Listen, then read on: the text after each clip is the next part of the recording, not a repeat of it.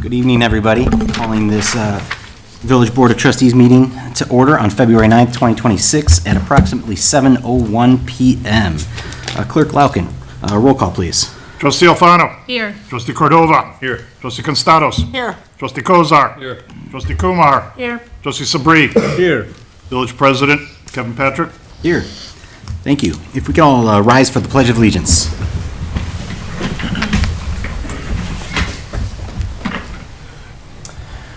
I pledge allegiance To the flag of the United States of America and to the republic for which it stands, one nation, under God, indivisible, with liberty and justice for all. Please be seated. Okay, moving along. Do we have any amendments to the agenda?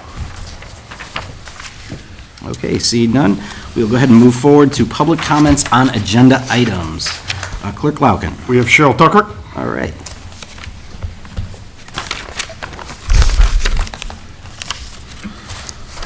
Good evening, Board. I'm sure I'm not alone in this village as we are all struggling to make ends meet, but tonight, most of my questions have to do with financial questions tonight. And my understanding is that this board will be revisiting the budget somewhere later on that. I know that somebody at the non-coffee with the board had a question on whether we could request that the financial director report directly to the board. I did have a couple questions on some of the line items. Line number 10-169-53155. Do we not own a bucket truck? So why did we need to rent a lift for the holiday lights? I was kind of curious on that. The other thing is, I noticed under the recreational funds, 35-201-530301 and 530-336, that we had guides on both of them, that we got paid out $407.50. Did we order them twice? That we had the billing twice under the administration and also under program and fall and winter spring? That was kind of a curiosity. And I also noticed, and I know you probably are all looking at this too, that we have a lot of wireless services being used in the village, and we have different amounts being done, and some of them seem to be duplicates on some of the numbers. So those are just kind of things heads up on. I also, on 12A, on the police department, the vehicles that we're doing on I'm sure they're in their request for replacement. I know that was something that a few years ago we got for the equipment replacement. Is that replacement part of the police department budget, is that a yearly request that these funds get put into the equipment replacement fund each year? Because the equipment replacement fund, I believe, is where we get all the vehicles and stuff from. And the other question is, where will the residents see that additional police equipment that's going to be put on later on our budget? Somewhere, I'm sure it will be on some type of line item. Where are we going to actually see that? Because, the request says that we were going to be purchasing some later on that. On 12C, I was a little confused because I know the budget approved, the board approved in 2016 plow truck in December 16th of 2024 to be part of the 2016 budget. But in the comments, it says a dump truck. Are we getting a dump truck too, or is it a dump truck with a plow on the front? Which is it? I know that the board did that approval in 2024, and I was wondering if somewhere was that supposedly part of the 2025 budget? Or is it just something that's now coming up for 2006? Because my understanding from the approval in 2024 that we had already ordered that truck, so it's already being built. So how are we paying for it, other than what you brought up tonight with the loan?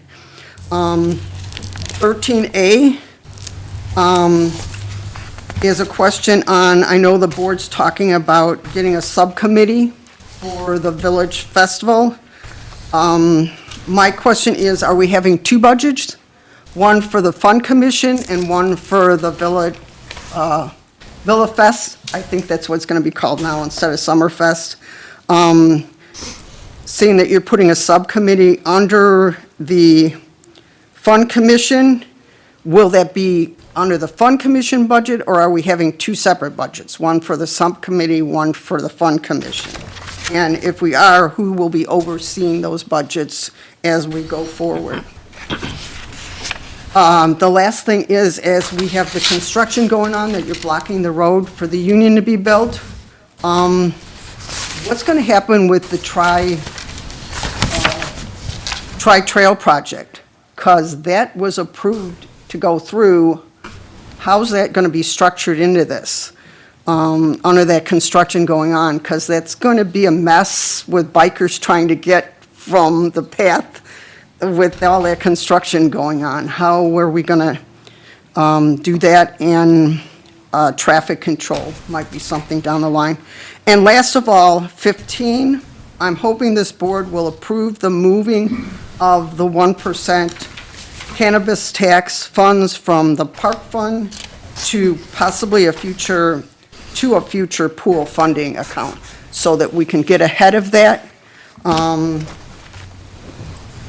category, because I know as a park commission, that was a big issue, that we need to get that pool started and move forward and get some type of a groundbreaking, or was it shovel-ready plan, get started for that, so that we're prepared to do that, so we don't end up in the same situation we had with the rec center, where we had to scramble very quickly to figure out what we were going to do. I appreciate you taking those things into consideration for me.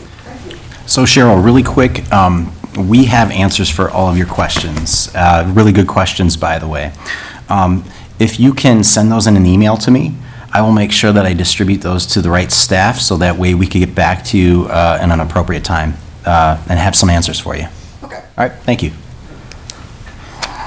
Okay, is there any more public comments? Clerk Lauken. There are none on agenda items. Okay, is there any other people in the audience tonight that have public comments on agenda items? Okay, then we'll go ahead and move forward to public comments on non-agenda items. We have Brian Graber. Okay. Thank you, sir. Hi, good evening. For those of you who have not had a chance to meet in person, my name is Brian Graber. I am in my second year as superintendent in School District 45 here in Villa Park. I'm here tonight to speak about the District 45 referendum that will appear on the March 17th consolidated election ballot. This past fall, District 45 began a community engagement process to identify options for addressing financial challenges we're currently facing in the district. For the past several years, we've operated with annual budget deficits as high as $3.5 million this past year. While we work to meet the increasing needs within our district, these deficits, going back to at least 2015, are not the result of a single agreement or contract, but rather the district's ongoing commitment to meeting the increasing needs of our students and families, as well as the increasing costs of services like transportation and specialized instruction, all with per-student revenue that is lower than our peer districts here in DuPage. Knowing these kinds of deficits are not sustainable, this past fall we engaged the community to determine preferred options moving forward. We received feedback from 646 community members via community committee meetings, public engagement sessions, online feedback forms, and a scientific phone survey. The question that will appear on the March 17th ballot is the result of that community engagement process. A successful referendum would mean a 0.276% increase in the limiting tax rate, with an impact of approximately $299 per year, or about $25 per month, for the average homeowner in Villa Park. It would mean an additional $4.3 million in annual revenue for the district. This would prevent us from having to implement the cost-cutting measures the community has told us they wish to avoid. If the referendum is not successful, we'll need to implement immediate cost-cutting measures, beginning with a reduction of approximately 20 to 25 certified staff members for next school year and an additional 15 to 20 staff the following year, along with the elimination of specific courses, programs, and activities, as well as the other items the community told us they wish to avoid, like maximizing class sizes, reducing staffing and support for students and teachers, redistricting, and eventual school closures. Regardless of the outcome, the district is committed to fiscal responsibility and financial efficiencies moving forward. My purpose here tonight is not to advocate for a specific vote, only to bring awareness to the current challenges, to inform everyone of the importance of voting in the consolidated election, and to make sure residents understand the options in front of them when they step into the voting booth on March 17th. We'll have several additional informational sessions beginning tomorrow night at 6:30 p.m. at Jackson Middle School, and future opportunities at Jefferson Middle School, Westmore Elementary School, and a virtual session. More information can be found at d45.org/referendum. We welcome the opportunity to connect with anyone with questions about this process. Our main goal is to make sure everyone has the information they need to make an informed decision on March 17th. Thank you. Thank you. Clerk Lockwood, is there anybody else signed up for public comments on non-agenda items? There is not. Is there anybody in the audience tonight that has any comments on non-agenda items? Okay, seeing none, we'll go ahead and move forward to our proclamations. We have a proclamation recognizing February 2026 as Black History Month, whereas the theme of 2026 Black History Month is a century of Black history commemorations as we celebrate 100 years of formally recognizing Black history in the United States. And whereas Villa Park is proud to honor the history, contributions, and achievements of the Black community locally, nationally, and globally. And whereas, while inequality and injustice still linger in cities, states, and the country, it should be the aspiration and responsibility of each of us to advance the American ideals of life, liberty, and the pursuit of happiness for all. And whereas Villa Park remains committed to diversity, equity, inclusion, and mutual respect as fundamental principles, and work together to promote these core values throughout our community. Now, therefore, I, Kevin Patrick, President of the Village of Villa Park, do hereby proclaim and recognize February 2026 as Black History Month in the Village of Villa Park. In witness hereof, I hereunto set my hand this 9th day of February 2026. Okay, moving forward, we'll go ahead with our 7A, the presentation, Sugar Creek Golf Course. Good evening. This is Brian Kerner from Dewberry Architects. Back in the fall, the Elmhurst Park District worked an agreement with Dewberry in doing a facility maintenance assessment of the maintenance building at Sugar Creek. And Brian is just going to kind of sum up what the report said. Thanks, Brian. Once again, my name is Brian Kerner. I also have with me Steve Krakenborg from V3 Engineering. They're our civil engineering firm. We have the report with me in your packet, and it's up on the monitor if I need to show something else, but I'll spend about 10 minutes going through the report. If there's any questions that you have anywhere along the way, please feel free to ask them. On page 2 is just an overview of the project. So we met with Brian McDermott from the Villa Park Park District, as well as Kevin Goss, the superintendent, to go over their needs for a facility, since it is an aging facility. As we look at the facility, it's about 2,000 square feet. If you look at the United States Golf Association guidelines for a facility for a 9-hole golf course, it's about 4,000 to 5,000 square feet. That's what they recommend. On the site of the Sugar Creek Golf Course, there's also some restrictions because of the wetlands and floodplains that we have there, and Steve will go a little bit more into that. We also have the Village of Villa Park Sanitary Lift Station and backup generator also on the site, so that complicates things even a little farther. There's a brief history on page 2. It talks a little bit about the Sugar Creek Restoration Project on page 3. On page 4, we get into more of the space needs for the facility. So as we looked at other facilities within the area, Sugar Creek Golf Course is about 2,000 square feet, Lombard's about 3,600, Tams is 4,000, Green Meadows is 45, Downers Grove is 56. So we are the smallest maintenance facility of any nine-hole golf course in the area, just to bring that to your attention. As we met with Kevin and the staff, we want to talk about what is actually needed in a maintenance facility. So those items are administration. Those are the office areas, conference spaces, locker rooms, reception area. We also have equipment repair. That's where a lift is located. That's where they lift up the equipment to work on them and do other maintenance items. A wash bay is typically required for a facility. This is not only to wash the equipment for the maintenance, but also to wash the golf carts. Currently, they aren't washing the golf carts because there's no spot for that. Fuel refilling is also required, but that's a new item that was actually placed on the site a few years ago, so we don't have to deal with that. Refuge is something that you also need. That's for just the general waste and also for landscape waste that you get from the golf course. You usually have a spot for pesticides and fertilizers. Due to the location of Sugar Creek to this facility, that is not allowed. So the actual pesticide and fertilizer is stored next to the clubhouse, and that's where it will remain in the future. Equipment storage is the biggest part of the building. That's where all the equipment most of it is outside right now. You've paid a lot of money for this equipment. You want to maintain it over the years, make sure that it lasts a long time. We need a spot for that.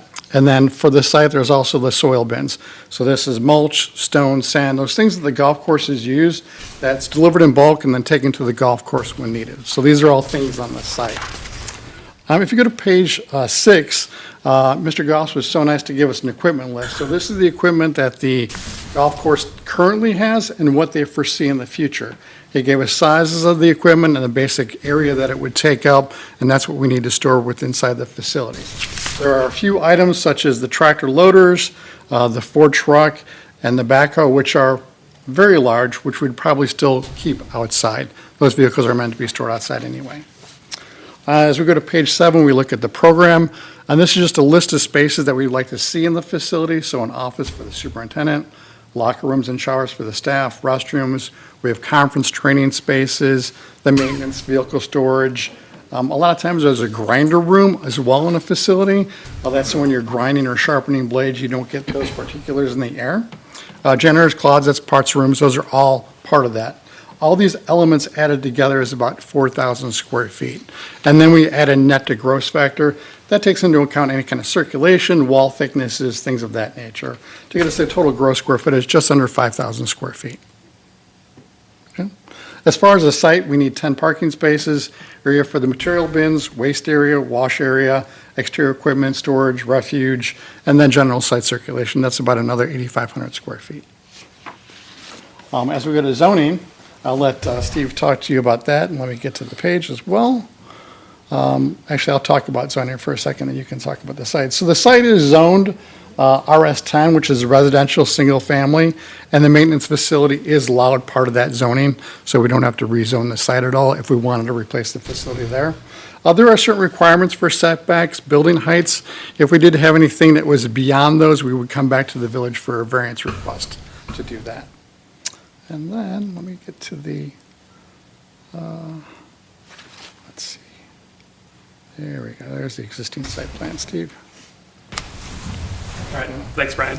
As Brian noted, my name is Steve Crennemorg. I'm with V3 Companies. We're the civil engineering consultant who's been working alongside Dewberry on this facility assessment. So as we look towards the property being so close to Sugar Creek, presents a lot of challenges from a site development standpoint. So as you can see from the graphic, there's 2 different colors shaded there, the kind of orangish pink color being the limits of what we call the regulatory floodway, and the rest of the site is the area in blue, which we refer to as the 100-year regulatory floodplain.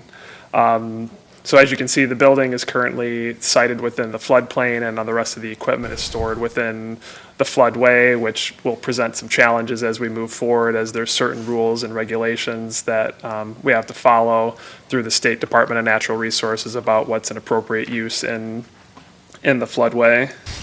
So, scroll here. Yeah, that thing right there. Um, Well, you gotta drag it down a little bit.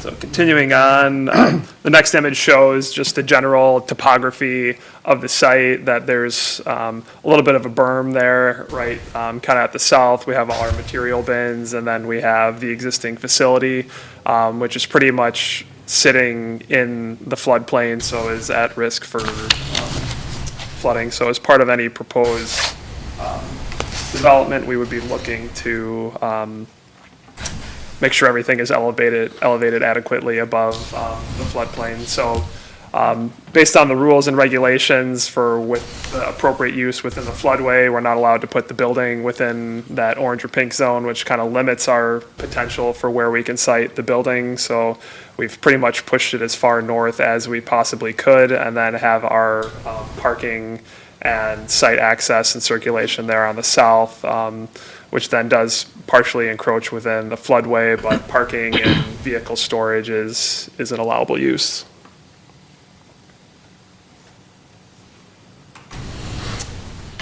That's it. That's what we got for you. Does anybody on the board have any questions? Trustee Kumar? The parking is in the floodway, if there was parking, would it be some kind of permeable surface? If it's in the floodway, or how would No, that it's be? not required. It would still just be a typical asphalt parking lot, is what we would think. This is just a facility report to look at the existing conditions and then plan for the future. We don't have any specifics about any type of material or product or anything like that. So those would be something, if we did proceed with looking at this, we'd take all those into consideration. Trustee Kozar? So is the golf course actually thinking of making these investments? They asked us to look at the facility because it's a joint partnership between the Village of Villa Park and Elmhurst Park District. It's their long-term plan, but I am not the person to answer that question. Okay. I mean, profitability needs to be their long-term plan. So it just seems like, how much was this study? How much was our fee for it? Yes. I don't have that off the top of my head, 18,000 maybe? Okay. Because as I recall, the golf course is barely breaking even and still owes money to Villa Park. And this seems like money that is not well spent. Both the study and the idea of putting buildings up and whatnot. I mean, doesn't seem like something you would do to a business. If a business is barely making money and they're in debt and they just don't have it together, you're investing a whole bunch of money to do it, and you're investing money to study projects that'll never get off the ground. So, yeah, I mean, maybe I'm missing something. Government work, right? Doesn't have to be profitable? All good. Okay. Trustee Cordova? Just, do you guys have like a proposed or just a general cost, number one? And then number two, is this the only place that you guys were able to kind of build? And I know it's kind of locked over there, but since we're so close to that floodplain and so close to the creek there, were any alternative sites? I've been told from the Park District there is a residence that's on will be the southeast portion of this site that could possibly be purchased for a future maintenance facility, but that's all they have. They do own land south of that creek portion, but it's really not buildable. Then cost, not yet, right? We really haven't studied the cost on this yet, no.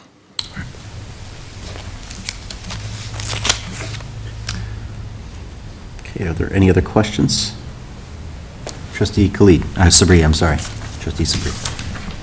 Before the requested for this study, did the Village of Villa Park was also advised that they're going to be doing this study? I mean, are we aware of this, that this study was going on based on? Yeah, so the Golf Creek, the board, administrative board, agreed to move forward with this presentation, with this study from Dewberry. And both the the Village of Villa Park and also Elmer's, they're both sharing this cost for this study as well? The golf course they're an enterprise fund, so it is not out of Villa Park's money and it's not out of Elmer's Park District's money. It's the golf course is paying for it. Since 2020, the golf course is, like Trustee Kozar says, before 2020, it was in a deficit. Since 2020, golf has kind of exploded and the golf course budget has done better. So they were able to pay it out of their own fund, out of the enterprise fund, to pay for this study. Thank you. And Director Howell, I know that we do have an IGA with Elmer's Park District. However, it wasn't the last IGA we had from 1975, I believe. That is correct. Okay, so that's something that we're going to need to move forward with, a new IGA with them moving forward as well. Absolutely. Trustee Kumar. Yeah, you mentioned that the golf course has done better. Have they paid Villa Park's bills that were discussed, just like? And they have not. They haven't paid Elmer's back either. Okay. Is there any more questions from the board? Okay, seeing none. Thank you. Thank you so Appreciate much. it. Thank you. Thank you. Thanks, you too. All right, we do not have any appointments to commissions, so we're going to move forward with the consent agenda. The bill listings for 12626 for 2025 in the amount of $477,112.37 and 12626 for CY 2026 in the amount of $573,728.38. From February 3rd, 2026 for CY 2025 in the amount of $314,451.72. And February 3rd, 2026 for CY 2026 in the amount of $211,194.73. And then we also have the approval of the minutes of the Village Board of Trustees meeting held on January 26, 2026. Do I have a motion for the consent agenda? I'll make that motion. Trustee Constados, do I have a second? Trustee Sabri, is there any discussion? Oh, actually, do we do this? There wouldn't be a discussion unless someone wants to pull something off. Okay, that's right. Trustee Constados. Thank you. I have a few questions, so just bear with me. Trustee Constados, really quick, are they Yeah. regarded to specific items in the consent agenda? They're in regards to the billing, yes. Okay, so then we will need to pull whichever section that is off from the agenda so that way we could discuss it. So you want me to tell you which ones I have questions about so we can pull those specifically off the billing? Yeah. If you just say you'd like to pull the bill listings from the consent agenda. I'd like to pull the bill listings to the Okay. consent agenda then, please. Perfect. Okay, so then, for the approval of the minutes, Village Board of Trustees held on January 26, 2026, we have a motion by Trustee Constados, seconded by Trustee Sabri. Clerk Lauken, roll call. Trustee Alfano. Yes. Trustee Cordova. Yes. Trustee Constados. Yes. Trustee Kozar. Yes. Trustee Kumar. Yes. Trustee Sabri. Yes. Okay. Trustee Constados. Thank you. My first question is for Director Mika, please. My question is, Department number 10-150-526,000. It states October 25th, there's a revenue base for Irma, late fee for $3,100. Can you explain to us what that is for? Yes, that's an easy one. So that is the IRMA revenue base report that they require from the village, but in order to complete that report, the 2024 audit has to be complete. So when I first came on board, I tried providing them with the unaudited figures for that, and because of the audit not being complete and ready to be approved, we continue to accrue those fines monthly until the 2024 audit is complete. And just so you know, to give an update on the 2024 audit, we have the draft, and the draft is ready to go, except the auditors are waiting for the final report from the forensic auditors in order to release the 2024 audit, because if there's any findings in the forensic audit, then the auditors have to go back and reopen the 2024 audit and do some further investigating before they can finalize 2024 audit. So we will continue to pay that late fee for every month that Until we, the 2024 audit is have- not turned in and closed out. Okay. My next question is for Assistant Village Manager Guerrera, if I may. I have a few questions for him. In the billing listing, 32-202-529900, it says IDOT 64 traffic signal modernization, $283,600.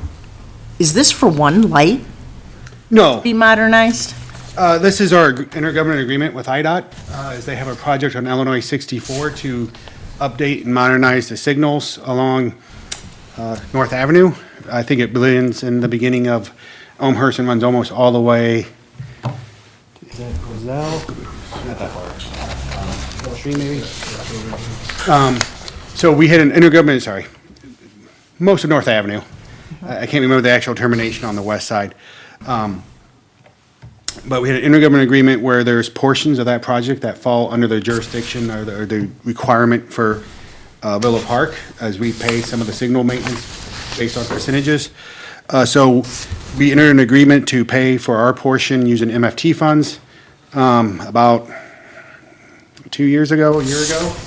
And then what occurs is we get billed 80% of our share at the beginning of construction. Construction has begun, so IDOT billed us last fall for that portion. So our total agreement was about a little over $300,000, and this is the 80% of that. So that's just to fulfill that agreement with IDOT. But it's not for one intersection, or it's for all the lights on North Avenue that's within the jurisdiction. The majority of that is actually Michigan Avenue, is a 100% village-owned traffic signal because it's for the shopping center. So we have to pay our share for that construction project mostly. That's where the most of that majority of that funding is. Okay. My next, I can send you the agenda item that has kind of the breakdown of what that was. okay, yeah, that'd be great. Thank you. My next question for you is 60-210-529210. This is the village, it says Villa Bridge, Phase 1. Is this work that was, it's for $2,503.12. Is this work that's been done, or is this a study, or what is this bill for? So this is with our consulting engineer trans system, which is now GFT, I'm sorry. We got merged. GFT, we got money from the state to begin design engineering. So this is our phase 1, which is the first phase of that design, which is the environmental studies, the hydraulic studies, those sort of services for engineering that we have to get approved by the state. And so this is just one of our monthly bills from Tri-System for the work that's being completed on that phase 1 engineering. But you said we got a grant for it? Correct, we got about 80,000 from the village, or from the IDOT. And which is a reimbursable, so we gotta pay it and then we submit request for Okay. payment from IDOT on it. And you said 80%? Is that what you I said? believe it was, it's a 80-20 percentages, but I believe we have about $80,000 that was awarded to us on that. Okay.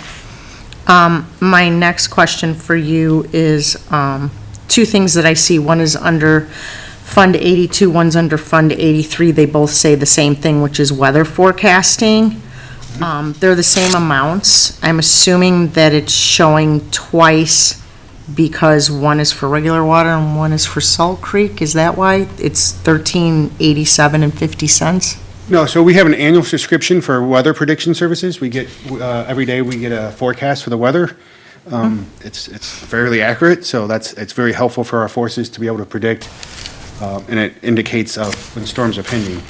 It's 50% goes to water and 50% goes to wastewater. So 50% of that cost, which is, you take those two numbers combined with I have a little bit of sickness fog in my brain, so my math's That's not okay. great. But we split the bill, 50% goes to our water fund and 50% goes to wastewater, because it's kind of being used by all of Public Works, but we kind of split it across two enterprise funds. We kind of soften the blow to each fund. And that's monthly we pay that? No, Is that it's an annual annually? subscription. Annually, okay, and that's not like the code red, is it? that we No, use? this is weather forecasting that's specifically kind of for our zone. So they kind of forecast into our zip code and gives us like a highly accurate forecast for just our zip code. Okay, and then my next question is kind of the same, but it says for Julie, annual, so I'm assuming that the cost is split again between the water and the, Correct, yeah, Salt this Creek. is our annual fees for our Julie program, which we require. That's our call before you dig. Okay. So we get charged based on how many people file for Julie's in our community. And then that's an annual fee that we get billed, and then we split it across water and wastewater. okay. My next question was actually asked by a resident that I had on my list of questions to ask. Can you explain to me why we paid $1,511.20 for a lift for holiday lights when we have a brand-new bucket truck we purchased? I think that was actually Parks. I can let Tim.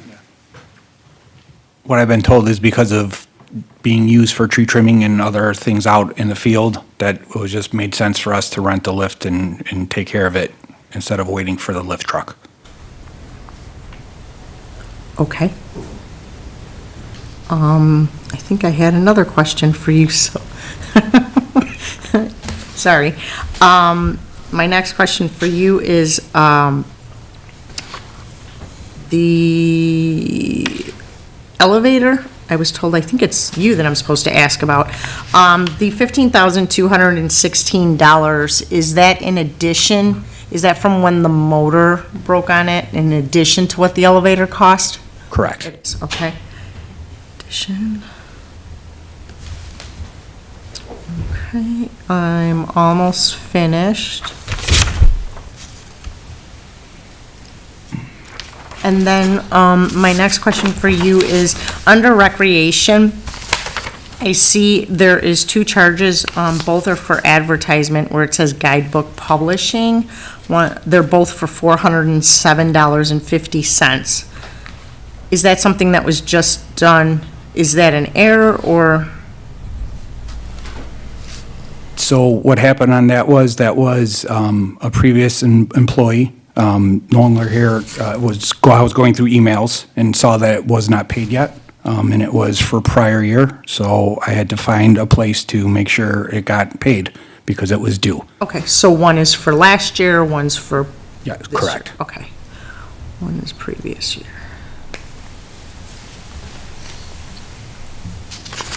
Okay, and then, my only other thing for you then is, the programs where it says printing, 26 program, it's $2,829.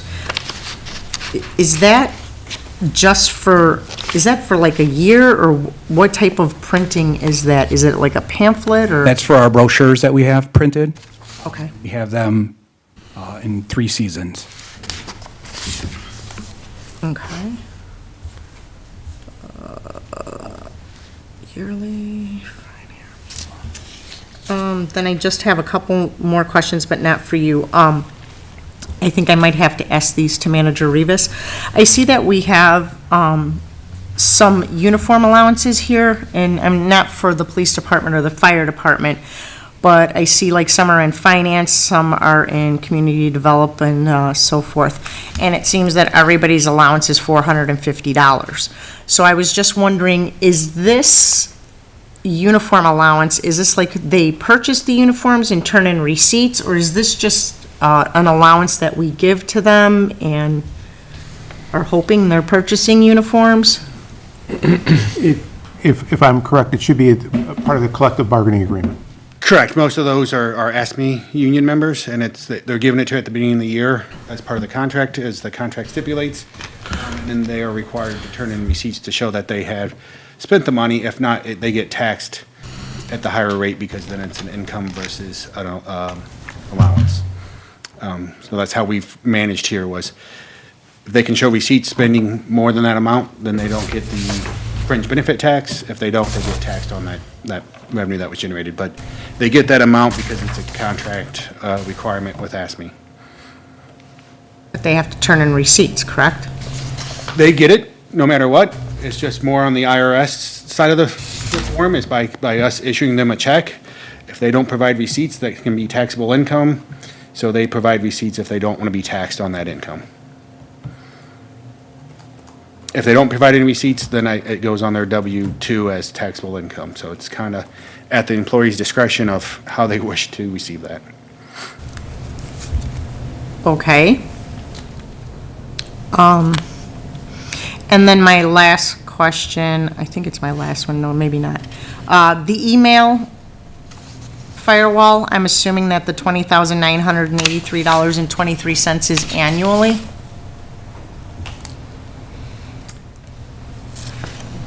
We have to check with our IT manager, Okay. Mr. Sawyer, and I'm assuming it is, but let us verify that with our IT manager.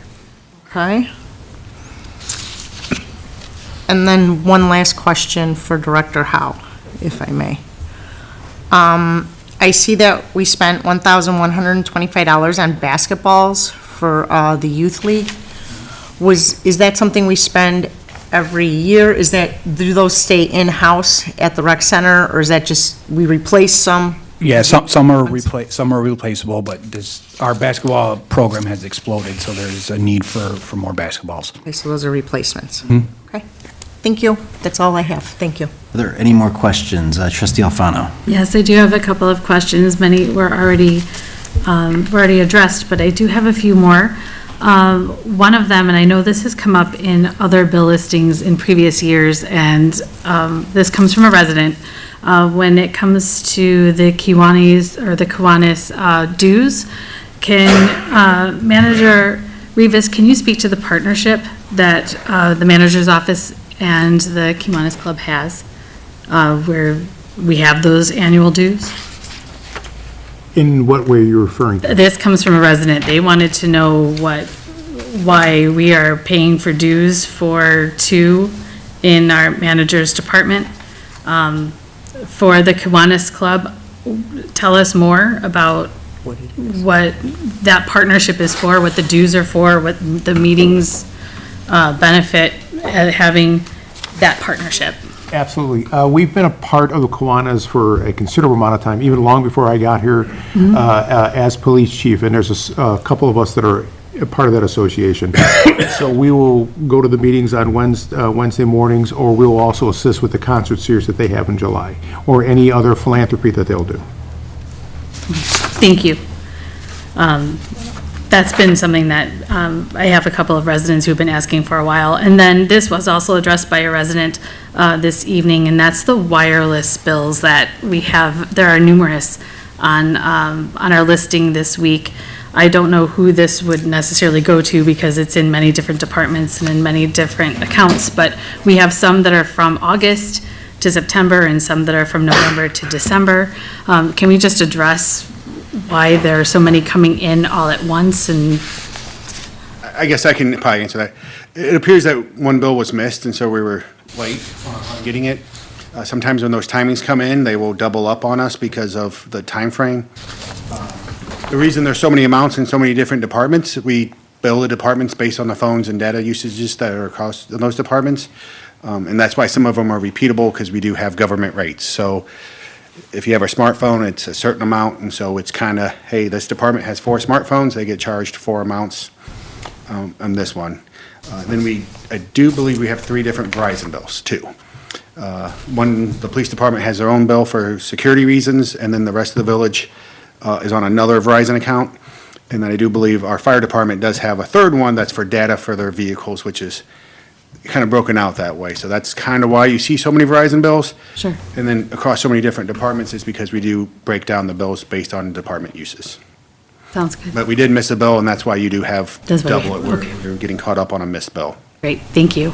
And then also from Fund 60, there's some Tri-Trail Connector Phase 3 charges. Do we know when those bills will be completed, when we will have paid those off? Yeah, that's a great question. Yeah.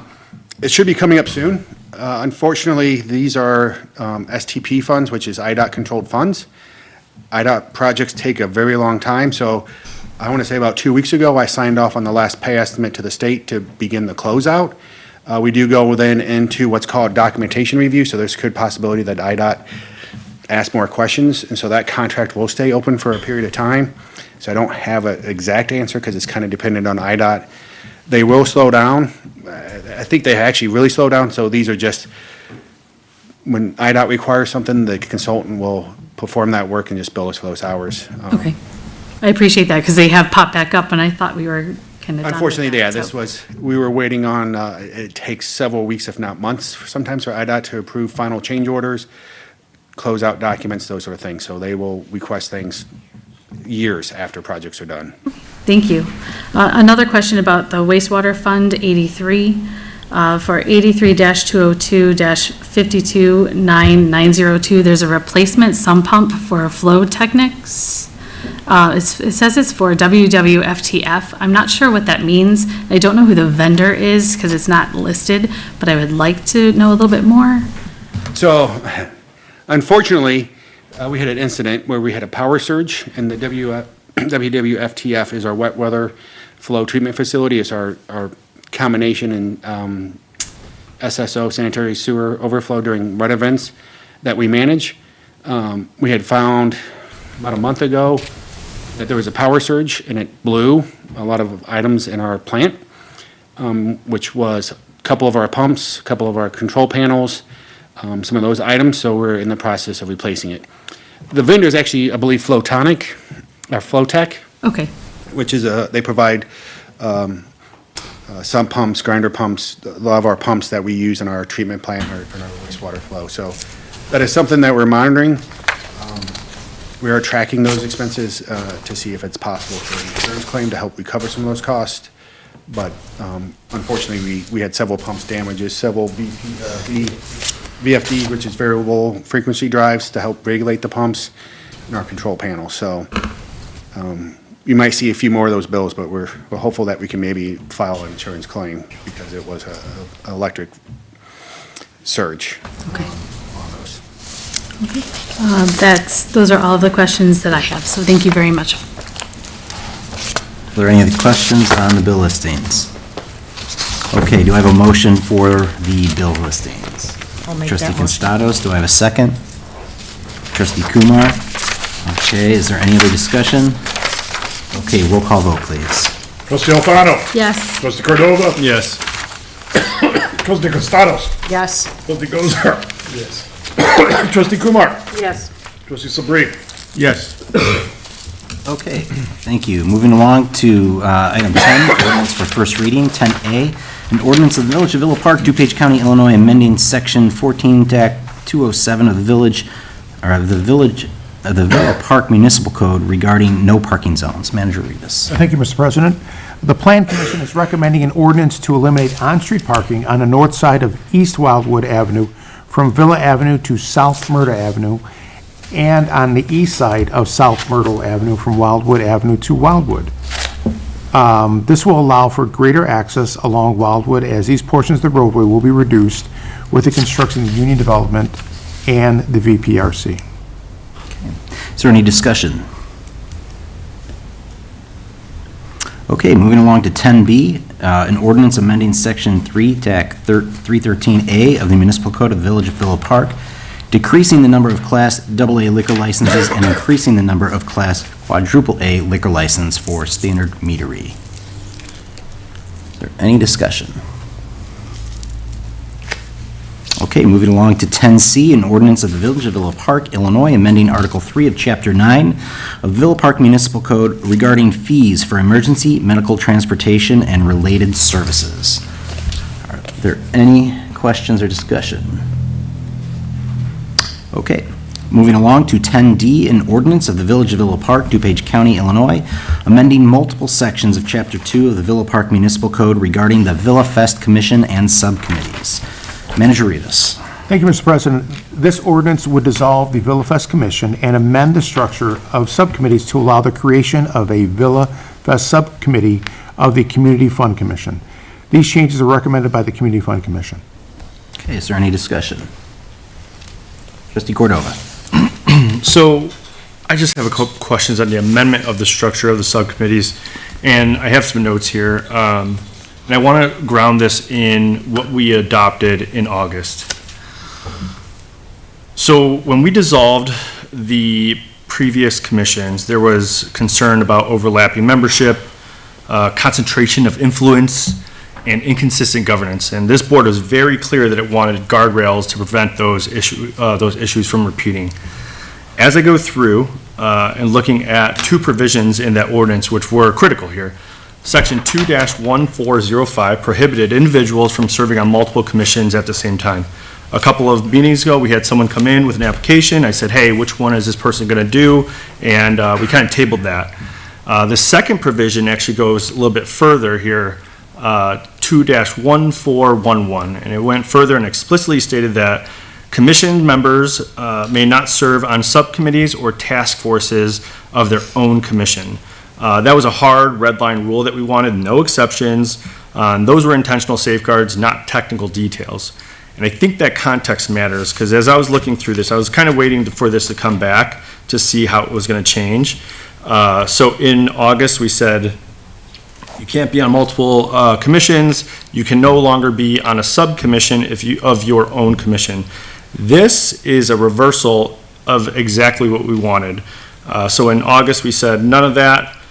And then now we're looking at February, and this section 2-1411, which is the amendment of this structure of subcommittees that we're being asked to approve on a second reading. It removes, and that amendment removes a prohibition and instead allows commissioners to serve on subcommittees. And the subcommittee size is expanded.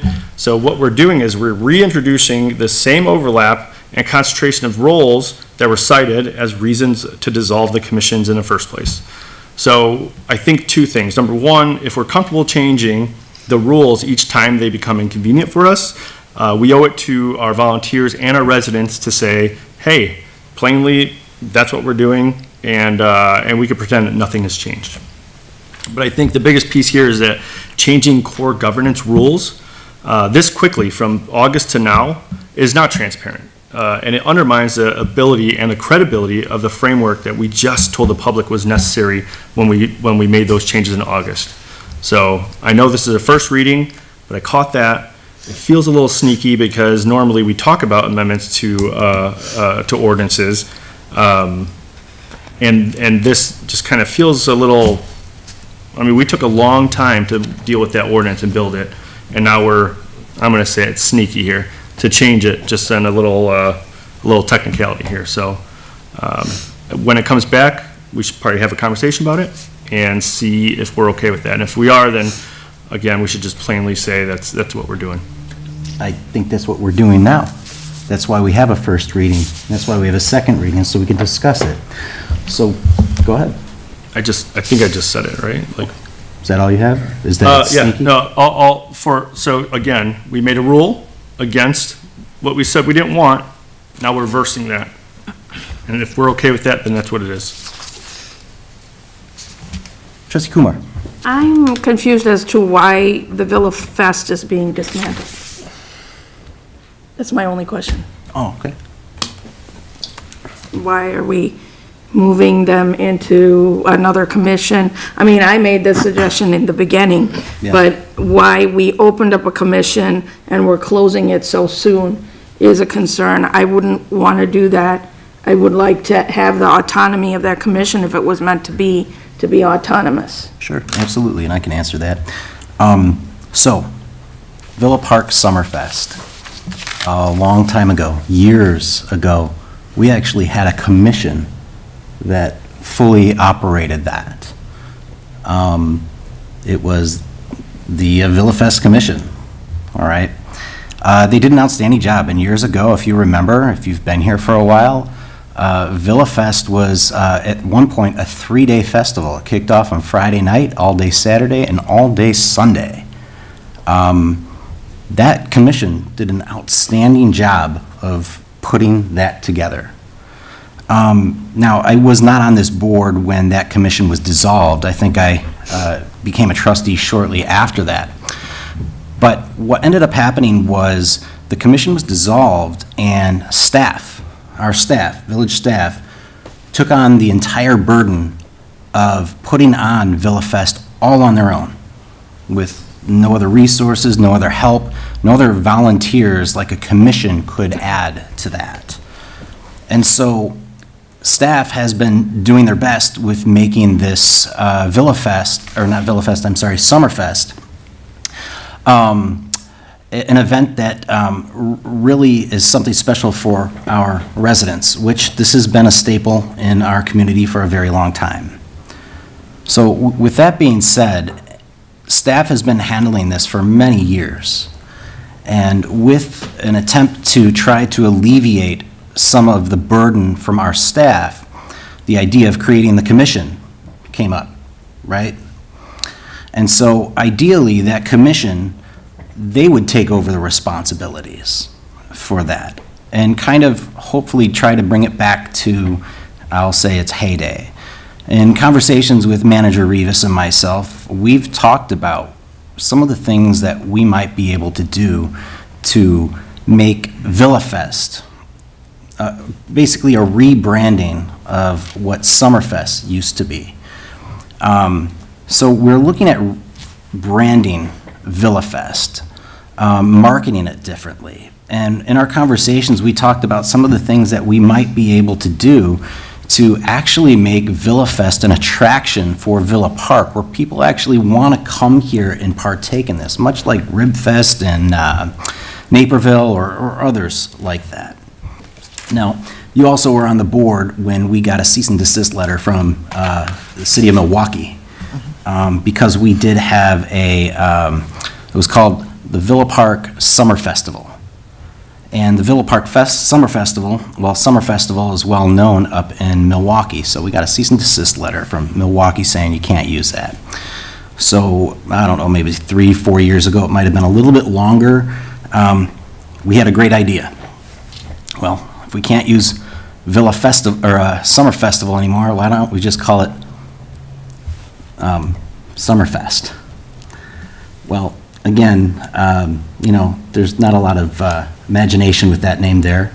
So that's kind of what prompted us to come up with Villafest, to rebrand it, something different, something special, and maybe bring it back to kind of its heyday, where in our conversations we were talking about maybe having a kickoff on a Friday night with a band, maybe a more well-known band of that matter. So with that being said, these conversations started going out there. There were current commission members that were extremely interested in joining this commission because, first of all, they came from the Fund Commission, which the Fund Commission, as you've noticed throughout years past, have put out amazing events. I mean, just look at Autumn Jubilee over the years on how well our Fund Commission has organized that event into what it is today, and it's growing even more. People are coming from out of town to come to Autumn Jubilee. So the experience that the Fund Commission has with organizing and putting on events is extremely valuable. And we had current members of that commission that wanted to be on that commission. So when the commission came to this board and we approved it, the idea was that some of those members would go to that commission.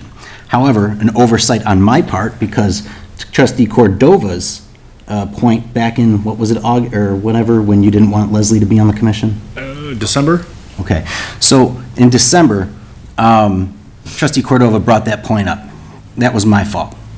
So I had put one of our commissioners in a position where she might have felt embarrassed. Her name was mentioned and we did not approve it. We went away from that. So moving forward with the idea of Villafest and what this event can represent for Villa Park is something that has a lot of potential for Villa Park.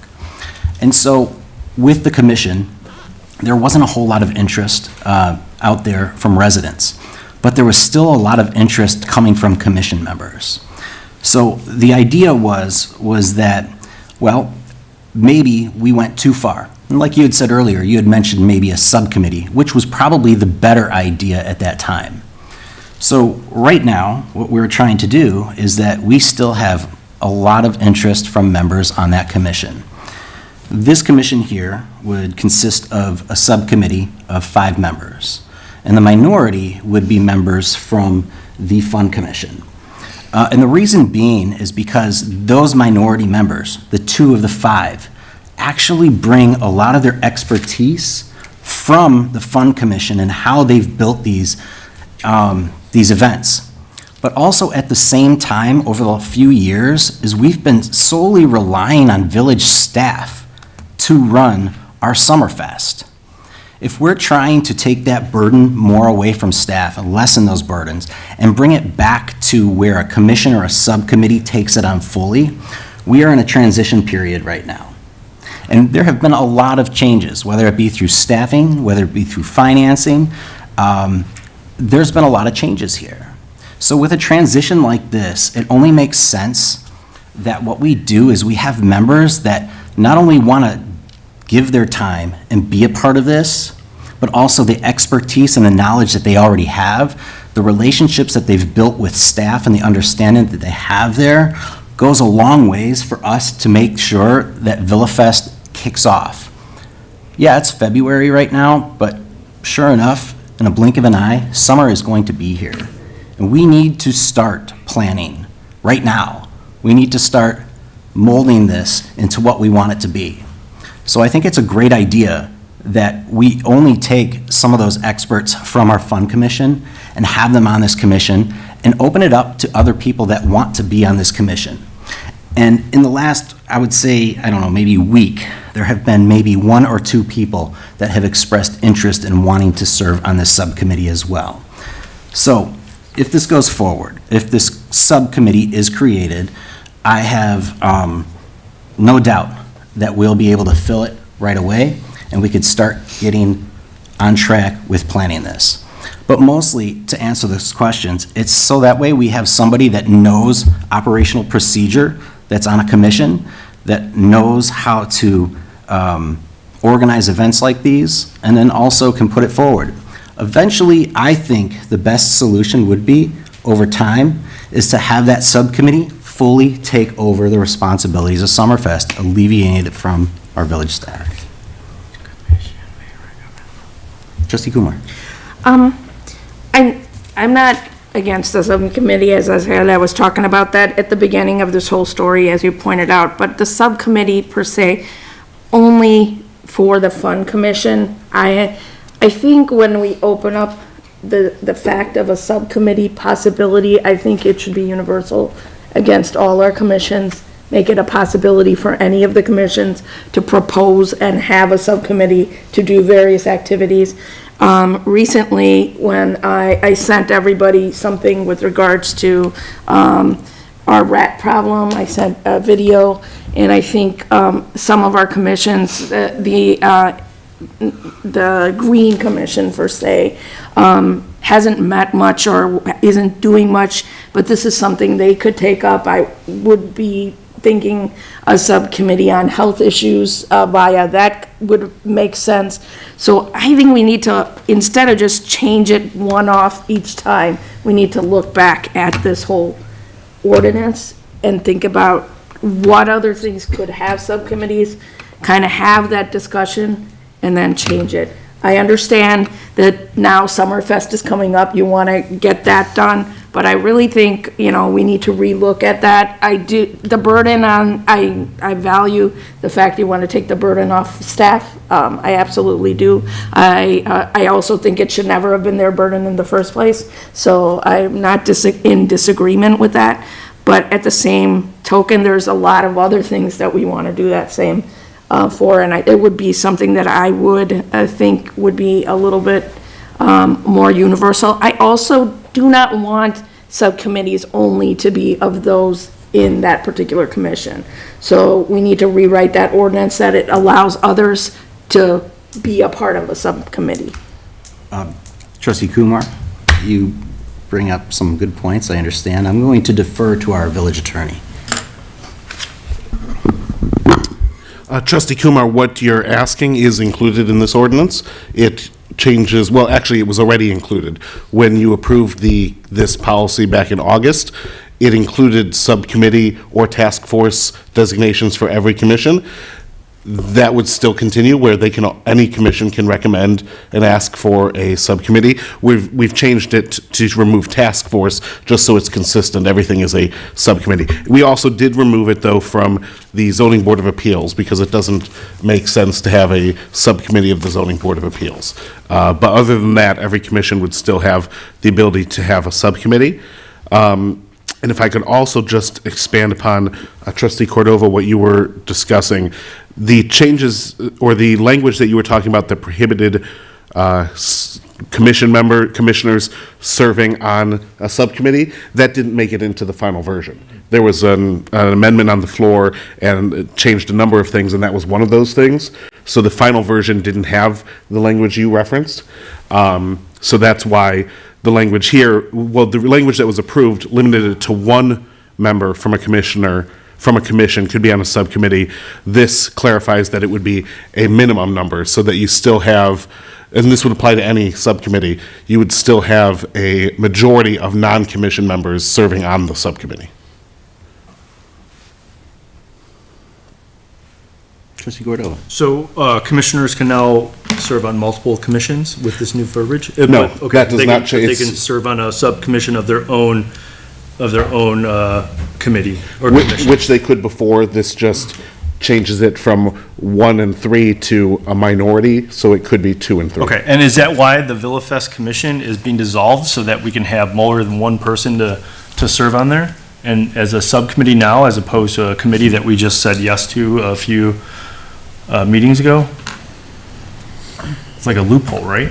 The reason for the Villafest Commission dissolution is for the reasons that President Patrick explained about why it made sense to have them as a subcommittee of the Community Fund Commission rather than its own designated commission. While that idea had merit at the time, in practice and trying to get people Right. to fill it, it made more sense as a subcommittee. Right, but what happened was, I believe it was December, where we had a person try to go on two commissions, and then I explained that that's against our ordinance, so that got tabled, and then now, that person, I think, I don't know if that's one of the two people that are gonna try to get onto the subcommittee, but that person wasn't able to go on 2, so we dissolved 1, changed the rules for a subcommittee, now they can be on 2.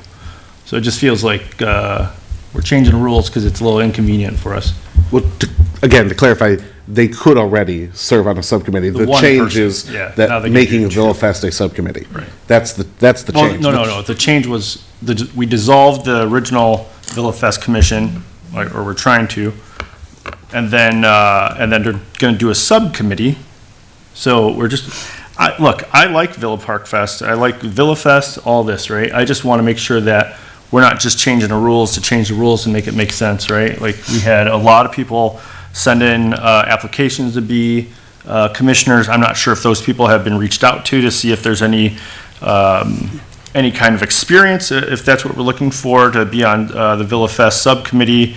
I know the Fund Commission does great work. We love them. You know, they do great stuff. They come in here, do great, wonderful things for the community. But I just want to make sure at the core of it, we're not just changing rules to make it work for us, where in the first place, that was an issue for us to make the rule.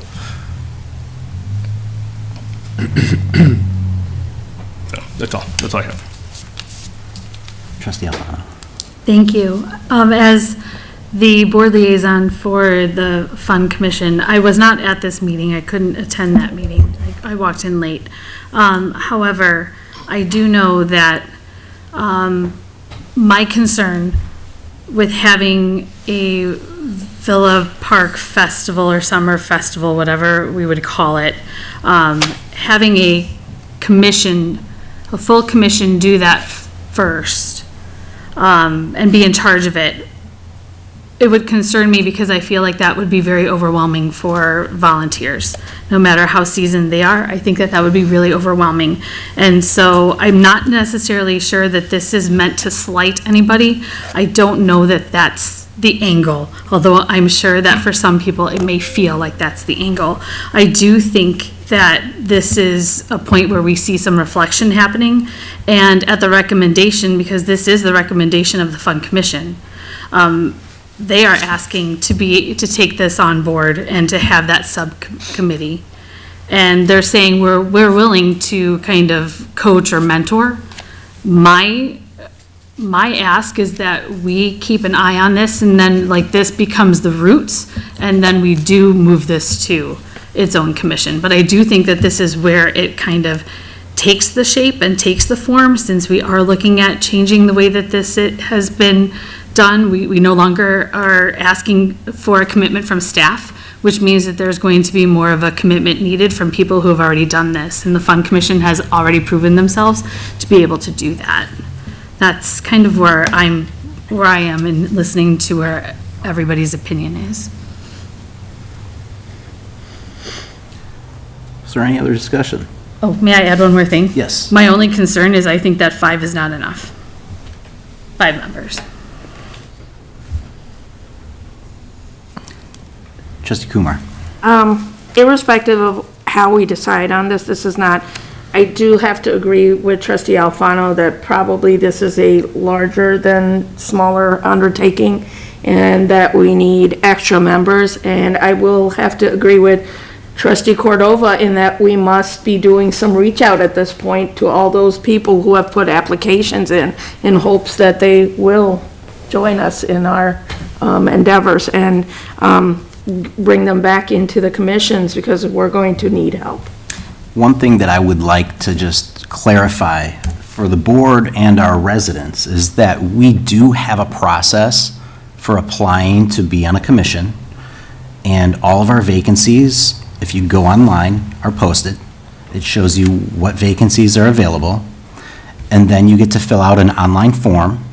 And once you fill out that online form, an email gets sent directly to myself and Clerk Lauken. What happens then is that I respond back to that email, and I tell them that either the position has been filled or we're in the process of reviewing applications. Once I've reviewed those applications and I make a recommendation to the board to fill that spot, that person's name will be listed on one of our agendas. And then it's up to the board to approve that name or not. Once that name is approved, then I reach back out to all those members to tell them either you got the position or you did not. And I have been doing that since I took this position. And I know that you are more than welcome to FOIA any of those applications and to see who has been applying or who hasn't been applying.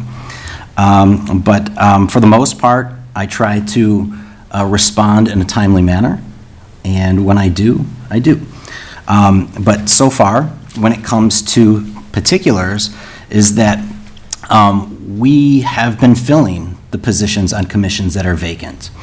And I am reaching out to the people that have submitted applications and talking with them for the vacancies that are current.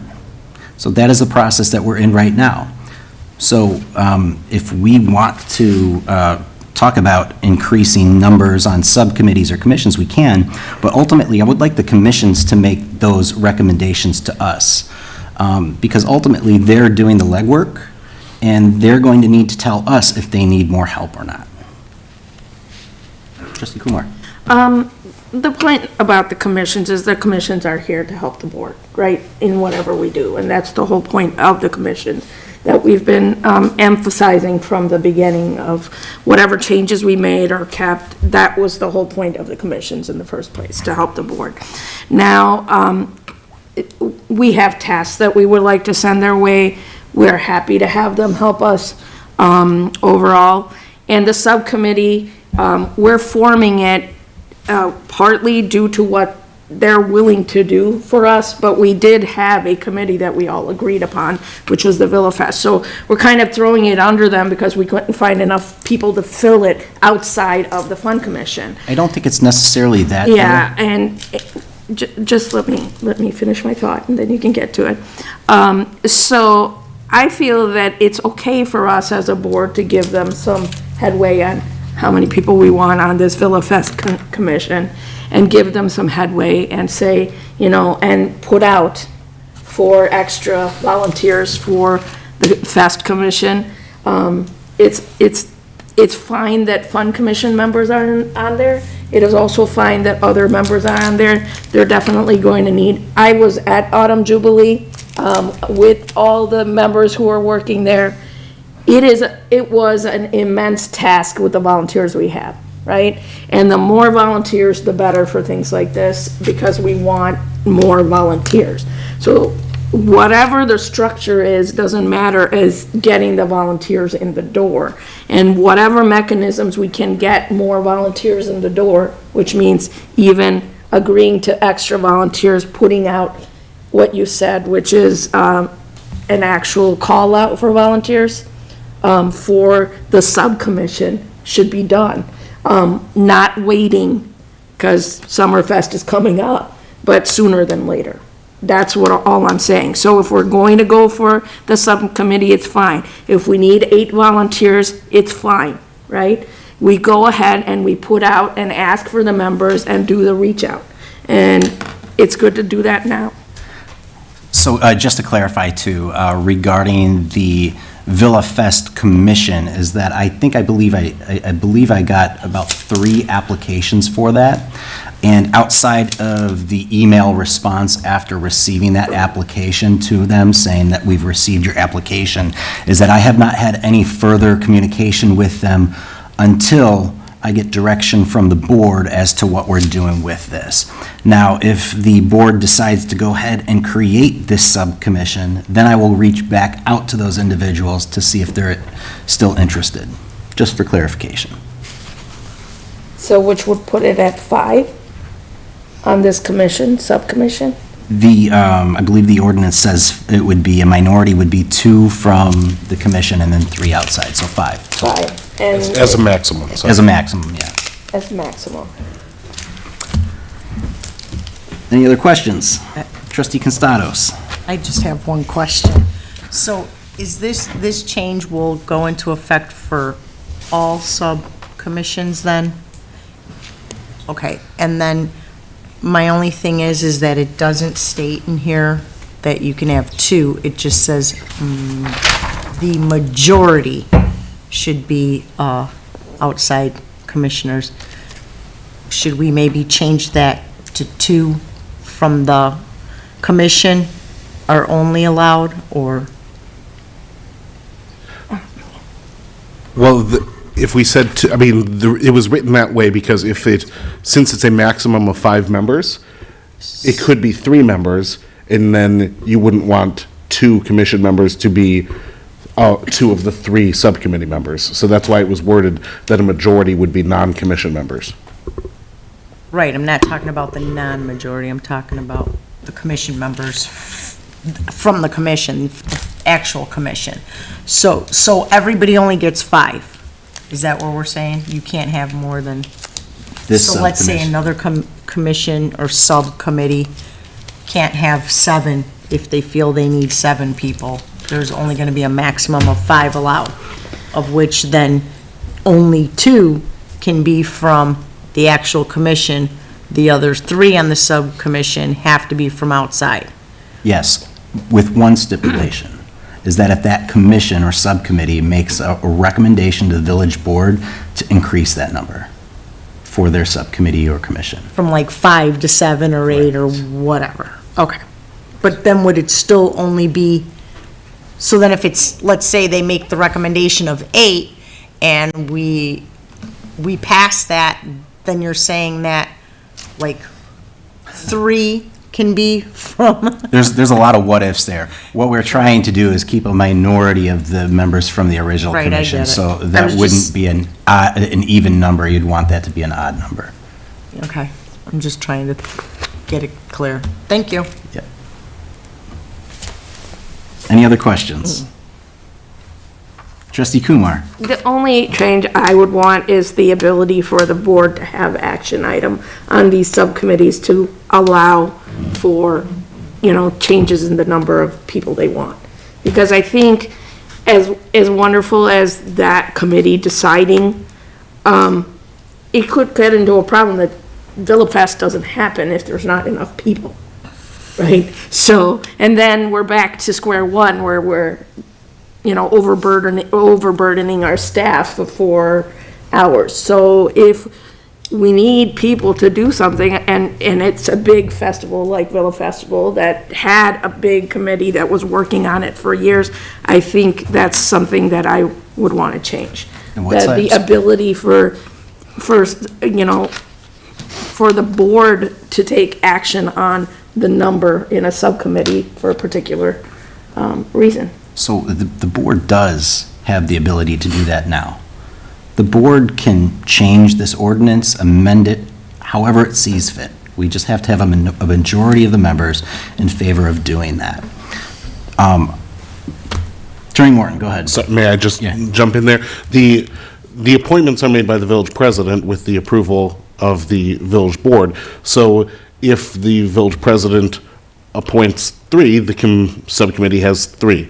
If the village president appoints 5, et cetera. So the village board would be approving those appointments. So it does still go to the village board. The subcommittee can recommend that they want more, which would then require a code change like the president said. But between 3 or 5, that's up to the number of appointments by the board.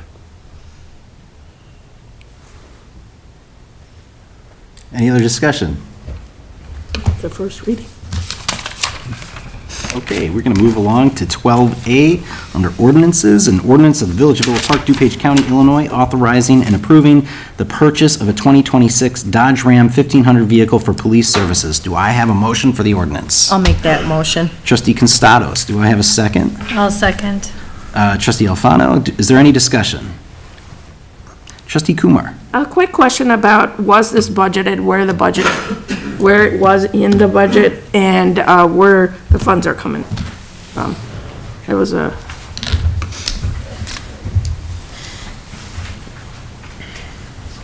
And actually, you could probably answer that same question for A, B, and C. Okay, so for the first item here for the one truck comes out of the DUI Technology Fund, which is the funds that are, it's a separate fund that the police department collects their funds for, and we had it budgeted in their department, as well as we did an analysis with the unaudited 2024 numbers that before the draft came in, as well as where we thought we were going to end in 2025. So there's plenty of funding in there, because at this point, we're projecting about $65,000 in that fund to begin with. And then, did you say the other vehicles? Or? Yeah, I mean, I just, B and C are similar. Do we have to ask, I'll leave that to Attorney Morton, whether we can answer those questions now, or we should wait? I mean, technically, it would be the next agenda item, but she's here and has it, so I think it's fine to ask her. Well, okay, just making sure. Okay, yes, you can answer, I think. Okay, so the other item are the 3 police vehicles that are requested to be purchased, and those are in the equipment replacement fund to be purchased out of that fund. The memo that's in the packet does state that there's only $75,000 budgeted, and the first payment that would be due in fiscal year 2026 is $83,491, which does leave a shortfall of $84,991. However, one of the things in looking at for this equipment replacement fund is that initially when we were putting this budget together, we didn't know what type of vehicles we were going to be purchasing for police fleet. And the fact that what was shared with me is that now that currently we have the Dodge Durango as a vehicle, and those are the type of vehicle that we're going to be replacing. So that means that the equipment that we're taking out of the replacement, the older vehicle, we're going to be able to take that equipment out. So that means that there should be extra monies, because we're not using that money that we budgeted for equipment, because we'll already have a majority of the older equipment that we can reuse, because we're able to stay with the same model vehicle, unlike which you tend to see over time, that you're not able to get the same model, and then you're purchasing new equipment, and then that's what drives your cost up.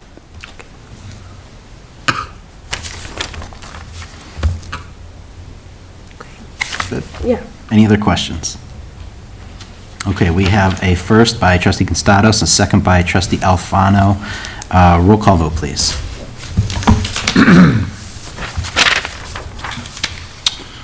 Trustee Alfano. Yes. Trustee Cordova. Yes. Trustee Constados. Yes. Trustee Kozar. Yes. Trustee Kumar. Yes. Trustee Sabri. Yes. Okay, moving forward to 12B, an ordinance of Village of Villa Park, DuPage County, Illinois, authorizing and approving the purchase of 3 2026 Dodge Durango vehicles for police services. Do I have a motion for the ordinance? I'll make that motion. Trustee Constados, do I have a second? I'll second. Trustee Sabri, is there any discussion? I should Trustee ask a Cordova. question, I'm so sorry, and you don't have to answer, but the payments for these will be stretched over 3 years, correct? Correct, so that the next ordinance that's in here is the financing that I was able to secure through Wintrust Bank, which is right here in Elmhurst. So they gave us a proposal for 3 years with an interest rate of 4.6 or 4.5%. And they set out in your packet, it actually breaks down what the payments will be due every year. And so we have those dollar amounts so that as I'm working on the 5-year budget projection, we can plug in those payments that are due for the next 2 years. And then, just another question. How many, in the next 3 years, how many do we need to switch out? So it's 3 plus 1, and then do we need to get more next year or the year after that? I can't answer that. Okay. Yep. Sorry, I think I'm the one planning that. So, to answer your question, yes, our minimum is about 3 frontline squads that would need to be replaced on a yearly basis to try to keep our frontline squads. A lot of times those will get rotated back into some other uses. Right now, we're kind of planning 3 frontline squads, and then I do know the police administration do need some additional cars for like detectives and stuff that are starting to age, so those would probably be like every other year to just help space out, because we do have, fire administration needs a truck, you know. Right. Other departments need vehicles, so we try to balance that over the years, but we do try to keep at least 3 frontline squads budgeted every year for replacement, so those are driven the most and have the most mileage and hours, so they're a little bit quicker to be replaced. I know we're getting away from that, the enterprise fleet. But one of the things I did like was they gave us like a whole list of all the vehicles that we have, and then the lifespan of them, and then just kind of just a running list of what's going to happen or what we need to happen. Can we get one of those? I don't know if that's I don't know if that's a big lift, or we can kind of take it from what they gave us and kind of update it, just to understand that we're going to be through an entire fleet in the next X amount of years. Yes, that's something that we're actually working on, is to update those 5-year and features. We do have that. It's a running list that we actually, our fleet manager, Matt Furry, keeps pretty much a living document of new equipment comes on, he does add it into it. But yes, that's something that we could forward along, because we do. Perfect. Thank you. Trustee Constados. Thank you. I don't have any questions. I just want to say that I'm all for this. I think this topic is one of the topics that actually comes in my expertise. And I like that we're purchasing new vehicles for several reasons. I know that there's a lot of people who will question, why are we not repairing or rebuilding? And being that this is what I do for a living, I can tell you that it's not cost effective enough to do that. Especially nowadays. 10 years ago, you could get an engine for $400, now they're like $3,000 to $4,000. And I think that people also need to keep an open mind to the fact that the car you drive daily is very different from a vehicle that our police officers drive. Their cars are being put under a little more stress and strain than your average vehicle that you're driving to your job every day. So for us to make sure that their vehicles are kept up to date and have everything that they need to have on them to be able to do their jobs properly is great. I'm glad to see we're not leasing them. And I do know that I had asked some questions about this previously, and the good thing is that I believe Chief Kubish had told me that one of the vehicles is in stock. 3 of them do have to be ordered. And then I think we also need to take into consideration the time that it's going to take for these vehicles to actually hit the road, because they're going to have to take equipment off, transfer them onto the new vehicles, purchase whatever equipment they still need. They're going to put that on in-house to try to save some funds with that on their accessories. So I'm excited, and I'm all for it. One of the things I'd like to say really quick too, kind of piggybacking off of what Trustee Constados said, and you bring up a good point about the difference between our own personal use vehicles and a police vehicle as well, and the stress that those vehicles go through. But one of the things that I didn't realize either at first, that when you think about it, it makes complete sense too, is that, well, not a lot of people even realize this, is that if we have a squad car, when that officer is done for the day and gets out of that squad car and goes home, the new shift comes in and goes right back into that same squad car and drives off. So these squad cars are being used 24/7 rotation. It's not like when you come home from work, you park the car and stay there. Right. So not only are they under a lot of stress and that, but they're constantly being used. So the wear and tear is significant. And that's one of the reasons why you'll see every few years villages or municipalities making purchases in these vehicles. Trustee Constados. One last quick thing, just kind of to add to that is, remember, unfortunately, we don't have a facility where our police officers' cars are housed in a parking garage indoors. And nowadays, with the material that's put in salt for the removal during the winter time, I mean, cars are rusting out within a few years. I get 3-4-year-old cars, and I'm looking underneath them, and they look like they're 10 years old because of that. So, yeah, we're gonna probably go through the vehicles, but it's more cost effective to purchase something new than it is to try to even think of repairing these. Trustee Kumar. It's not about the purchasing or not purchasing. I want to know, just for information sake, how long does a purchased vehicle generally, does it stay in the fleet?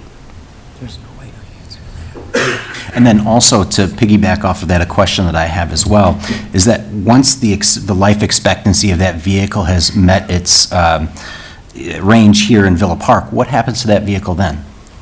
So it kind of depends, as been stated up here, that the use of that vehicle, as we have several different pieces of equipment and for specific different uses for the different departments. If you're asking for the frontline squads, I believe those are about a 5-year cycle that they stay on frontline. Chief, you can correct me if I'm wrong on that. And that's why we try to replace 3 of them a year to keep that cycle alive. A lot of times, we'll sometimes recycle those down into some other departments that don't drive vehicles very often, so that those can be reused. I would say other fleet cars, like our some of the equipment for some of the other departments, say like parks, engineering, public works, those are usually on a 10 to 13-year cycle, depending on the piece of equipment. Then our large pieces of equipment, our big plow trucks, dump trucks, that is also included in this.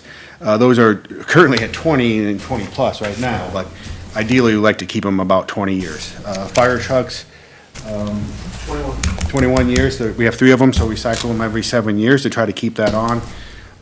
So that's kind of the cycle of those, which are kind of, I would say, if you compare to other communities, a little bit on the longer end, but that's what we can afford, so that's what we kind of manage. After they're done with the useful life for the village, we do go to the board for ordinance to dispose of that property, and then we go to auction. We get some salvage value from those from that auction. We just completed another one, I think, last week on several vehicles, so that is kind of our cycle of those purchases when we come in. We put them through and extend them as long as we can with our in-house staff, and then once we can no longer use them, we go to auction and sell them. Thank you. Trustee Kumar.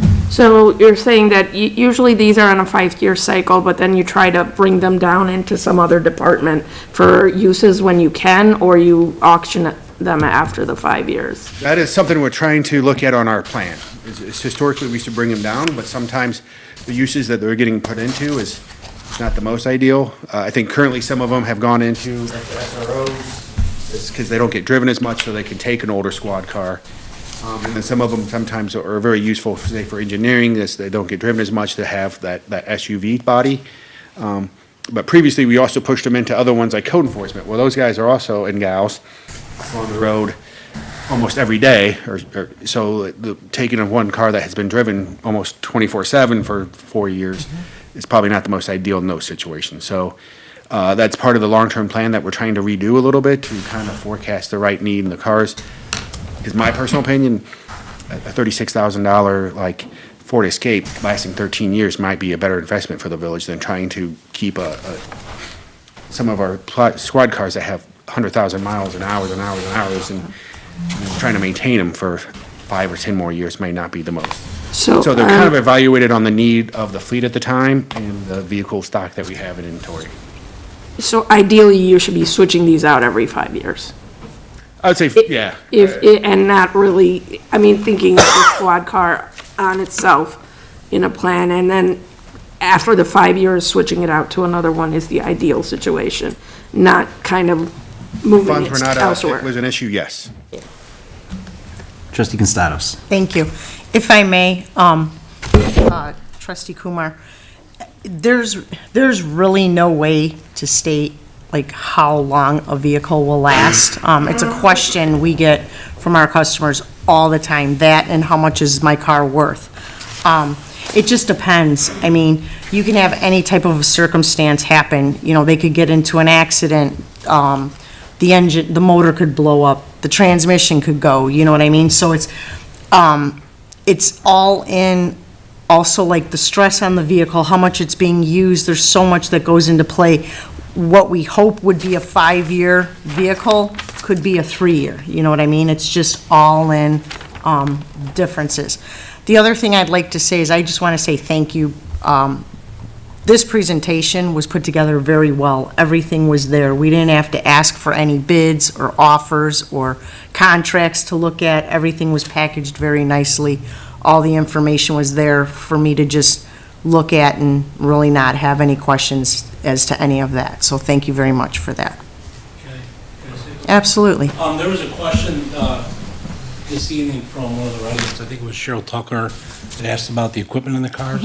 So technically, we budget $15,000 per car for equipment, and like Director Mika said, that with the cars we're purchasing, we do not have to buy that equipment, which is a savings as well.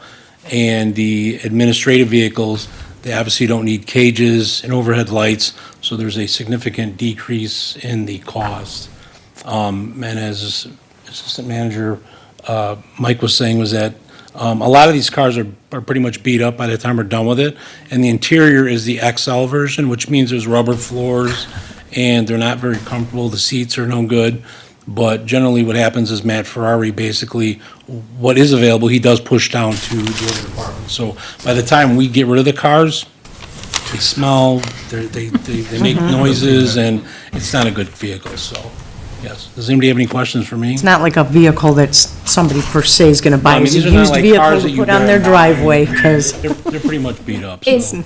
at that point, it may be better just to send them for salvage, is my thought process on the 5-year cycle, if that's the case. It's not that I'm saying keep them and dump them on some other department, because if it's not really valuable to another department, it might just sit, and that way we don't even get the salvage value at the end of the day, and it's not getting used in the way it should. So that is what I'm kind of, with the plan that, they were talking about with vehicle replacement, having that infographic of when these need to be replaced, keeping it on that 5-year in our 5-year financial plan. All of that is gonna be important to sustain the village resources and our vehicle fleet. Like, for instance, like 2 of our older cars, they have been assigned to, one is assigned to our SWAT officer who responds to incidents. 2 have been assigned to our SROs, and I think there's one other that's assigned to like a makeshift TAC unit as well. So by the time we get rid of the vehicles, we need to get rid of the vehicles. Trustee Alfano. Thank you. I want to piggyback on what Trustee Constados said, because I have lots of questions when I go through the packet most of the time. And the only question that I had, it was like Director Micah was reading my mind. So she offered that information right away with we could replace, or we could reuse the equipment that we had. So thank you for planning that in advance, and thank you for that foresight of just thinking about it. And I can't take credit for putting that together. That was actually the 2 deputy chiefs, so I'll. Well, thank them for us, please. Get fired and they can. Anything else? All right. Well thought out, yeah, it was a well thought out presentation, so we don't have, I personally don't have any questions, so thank you for doing all that work. Well, I thank you for approving this and getting the vehicles. Okay, we have a motion by trustee Constado, second by trustee Sabri. Is there any other discussion? Seeing none, roll call vote, please. Trustee Alfano. Yes. Trustee Cordova. Yes. Trustee Costados. Yes. Trustee Kozar. Yes. Trustee Kumar. Yes. Trustee Sabri. Yes. Okay. Moving forward, we are at 12C, an ordinance of the Village of Villa Park, DuPage County, Illinois, authorizing and approving a financing proposal between the village and Hinsdale Bank and Trust Company for the purchase of 3 police vehicles and a dump truck. Manager Rivas. Thank you, Mr. President. To approve financing from Hinsdale Bank and Trust Company for the financing up to $463,750 for the proposed purchase of 3 police vehicles and the previously approved 2026 Western Star single-axle plow truck set to be delivered this year. This financing is for at term of 3 years with an anticipated interest rate of 4.5% and will allow the village to continue with its equipment replacement plan for 2026. This financing will allow the village to spread a reasonable cost over the next 3 years to minimize the impact to the 2026 budget. All right, do I have a motion for the ordinance? I'll make that motion. Trustee Constados, do I have a second? I'll second. All right, trustee Alfano, is there any discussion? Trustee Constados. One quick question, just because our resident brought it up. Is it a dump truck we are purchasing, or a plow truck, or a dump truck with a plow on it? Sorry, it's a single axle dump truck, but we are getting the plow accessory package on it. Okay, So I kind of use those terms interchangeably. I apologize on that, but that's okay. So it'll be multi-use. correct, it'd be the same. Well, all of our single axles and double tandems are coming as a plow truck, but they're also, we take those off and use them as dump trucks throughout the rest of the year. Perfect. Thank you very much. Trustee Alfano. Thank you. When it was approved on December 16th, 2024, was there a deposit put down? No. No, so we just ordered it? It was just an order with, held by, with the resolution authorizing the purchase. That's what we needed to begin the construction. The chassis is in. They would love to get paid, but that was not part of the sales contract, so we have not paid that yet until we get the financing. It's set to be delivered, I think they said, by the third quarter this year. Hopefully sooner, but we'll get it by the third quarter. That's why we're wrapping it into this financing. Thank you. Okay, so I have a motion by trustee Constados, seconded by trustee Alfano. Is there any other discussion? Okay, roll call vote, please. Trustee Alfano. Yes. Trustee Cordova. Yes. Trustee Costados. Yes. Trustee Kozar. Yes. Trustee Kumar. Yes. Trustee Sabri. Yes. Okay, moving along to 13A, a resolution of the Village of Villa Park, DuPage County, Illinois, creating the Villa Fest Subcommittee under the Fund Commission. This resolution establishes a subcommittee of the Community Fund Commission dedicated to organizing Villa Fest. This action was recommended by the Community Fund Commission. Do I have a motion for the resolution? I'll make that motion. Trustee Alfano, do I have a second? I'll second. Seconded by trustee Sabri. Is there any discussion? Trustee Constados. I have one question. Again, going to the resident's question that was asked earlier, will the funds for the Villa Fest be kept separate from the other fund commission funds? Manager Rivas. If I may, Director Michael, we can do it as a sub line under that fund commission line item. So the budgets will be separate? Like the So one you will can have see a the budget, spending the of other? both, yes. We can keep those separate, but they'll be close together. Thank you very much. Is there any other discussion? Okay, roll call vote, please. Trustee Alfano. Yes. Trustee Cordova. Yes. Trustee Costados. Yes. Trustee Kozar. Yes. Trustee Kumar. Yes. Trustee Sabri. Yes. Okay, moving along to item 14, unfinished business. Is there any unfinished business? Trustee Alfano. Thank you. I have a few items. I would like to request, since we do have new trustees here on the board, for everybody to receive a copy of the RDA and the contract for the union, now that we have broken ground on it, if possible, please.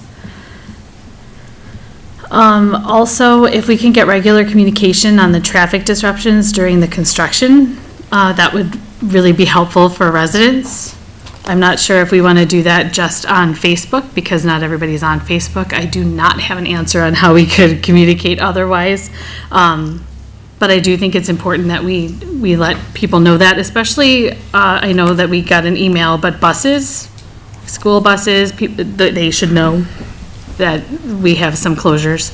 I'm curious to know if we're still using Code Red. I know that came up earlier today in discussion. I did have the question also about the update on the rental car contract. I think that trustee Cordova asked for that already earlier today. And then my final ask, and this came up when we had Dr. Graber in, is an update on our contract with the economic development consultant. We have a responsibility to our residents to make sure that those tax dollars are being used and utilized. I'd really like to know what we're bringing in, because I know that we may have a tax increase for our residents, depending on how that election or that vote goes. I think that we need to do our due diligence and really put some pressure on people that we hired. Thank you, that's all I have. Okay, is there any other unfinished business? Trustee Constados. I had something and I'm trying to remember what the heck it was. Is there any unfinished business over here? Okay, go ahead. Oh, I remember now. It was brought up at Coffee with the Board. Can we please have the Union sign that is on the corner of Villa and Willwood moved more to the center? It's just causing a real bad blind spot when you're trying to come out of there from the intersection. Manager Rivas. Thank you. According to Mr. Mantles, he had said the sign has been removed. Ah, okay. Or you could just remove it. Thank you. And if you haven't noticed, the demolition has started. You could see some of those buildings being taken down right now, and the Union project is underway. Is there any other unfinished business? Okay, under new business, 15A, briefing the Board of Trustees regarding the potential text amendment to the 1% cannabis tax allocation and possible reallocation of funds.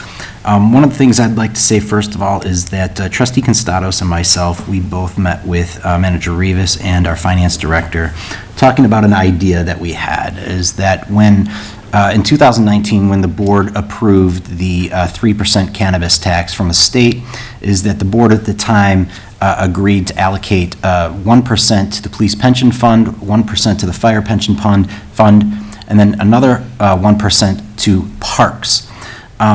We were discussing with the idea of potentially having a new pool in town, and with the Community Recreation Commission working on a plan moving forward, is that the discussion was, could we make an amendment to that 1% and allocate it towards a new pool fund? And that came from Trustee Constados, and Manager Rivas, I will take it over to you and What we will, Micah. thank you, sir. What we will do is we will put some legislation together to present to the board, to then see what the board thinks of what we put together. Basically, just reallocating the funds from, obviously, the Parks and Rec to a pool fund. And we can create that easily in our budget. Trustee Constados. Thank you. So then I can't make a motion to approve the 1%? Not yet. Okay. Once Manager Rivas gets that put together, that will come back to the board. Okay. And then we can go ahead and take a vote on it then. Sorry, pulled the trigger a little All too right. fast. It's a good cause. Thank you. Trustee Kumar. For extra new business, I would like to get an update from our commissions in a written manner, not necessarily that they come here and talk to us, because I think that's too much, but we have a lot of commissions. I'd like to get some kind of update. I don't know if someone can put together some kind of form or whatever that the main, chair fills out, that we can get maybe by March 31st or quarterly, that says, what are they doing? Where are they? I do see that they have, I have been watching the commission meetings being taped and all the commission things. It is kind of what I do at night when I'm really tired, but I do watch all the commission meetings. But at the same token, it would be nice to give a synopsis of what they're doing in a written form. Sure. Just so we get it. So if the commissions could get that to us by, March, each of the commissions, what they're doing, also how many times have met, got quorum, all of that, we can kind of plan out what subcommittees we should have and what they can be doing for Villa Park. I like how you said extra new business. I thought that was kind of fun.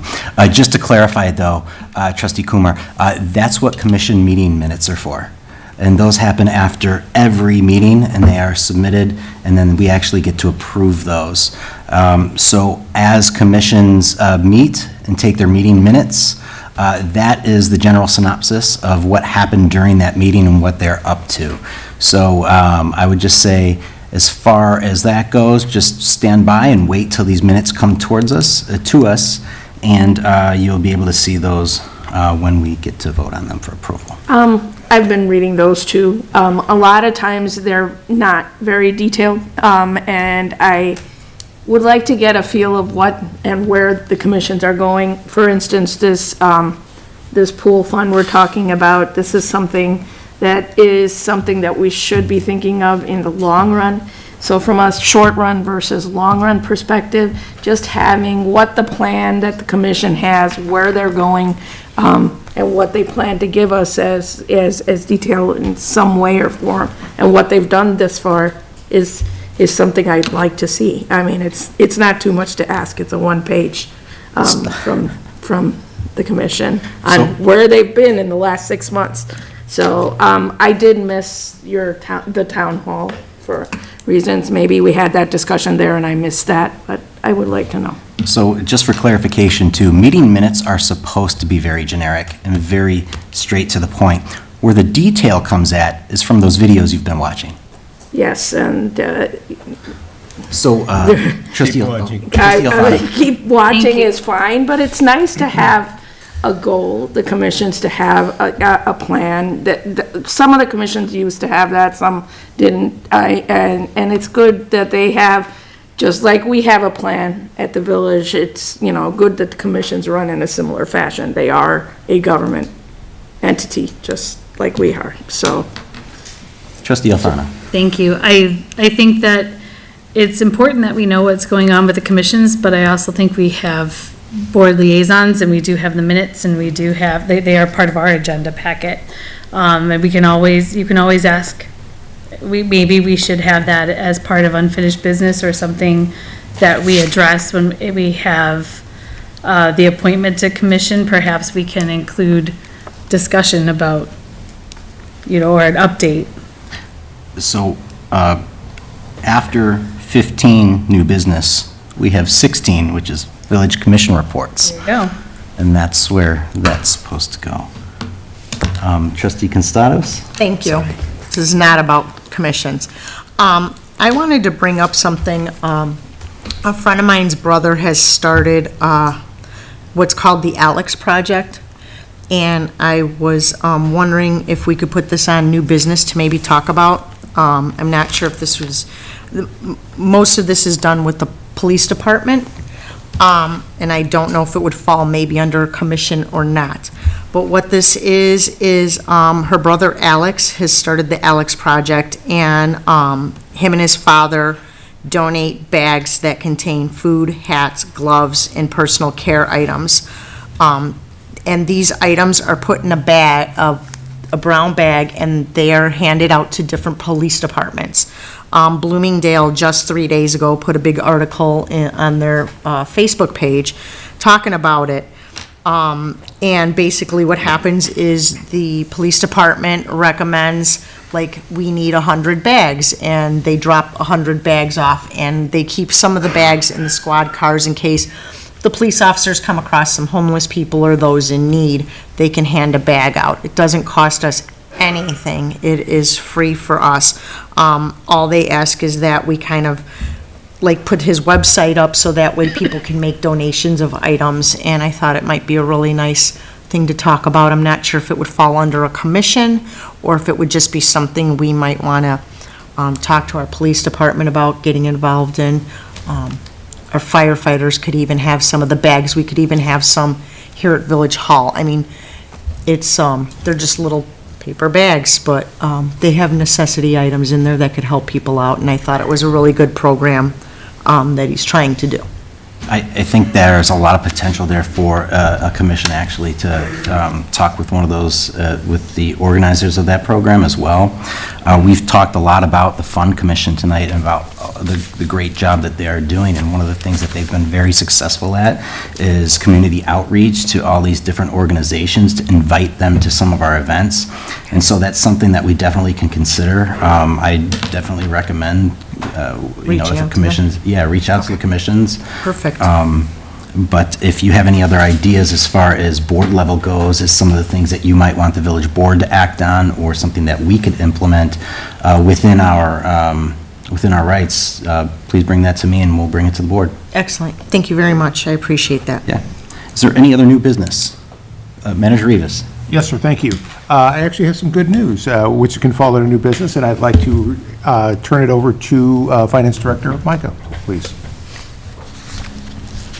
So I've been in conversations with Spear Financial, which is our financials that we have, a financial consultant that we've used when we've gone out to bonds and some of our bond issues. And one of the things that they brought to our attention is that we have two bond issues. One that is the 2018 B series, and the other one that is the 2017 C series.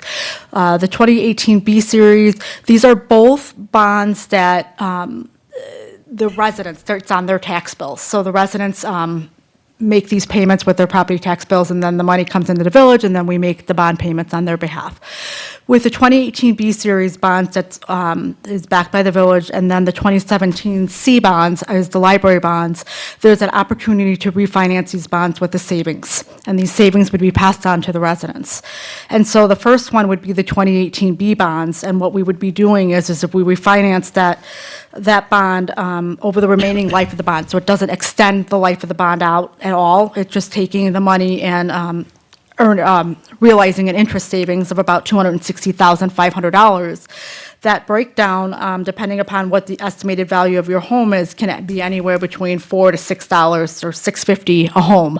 I know it doesn't sound like a lot of money, but really when you're looking at the aggregate total of $260,500, give or take, depending on where the market is at that moment. What we're doing is we're moving full force right now with the 2018 bond because of where we're at and the ability to refinance with that, is that we will be bringing back at the Monday, March 23rd board meeting, a bond ordinance just to the board's approval to approve the financing to be able to refinance that bond. It'll be done in the morning, and then we'll have the results back to you that evening at the board meeting so that we can pass that savings on.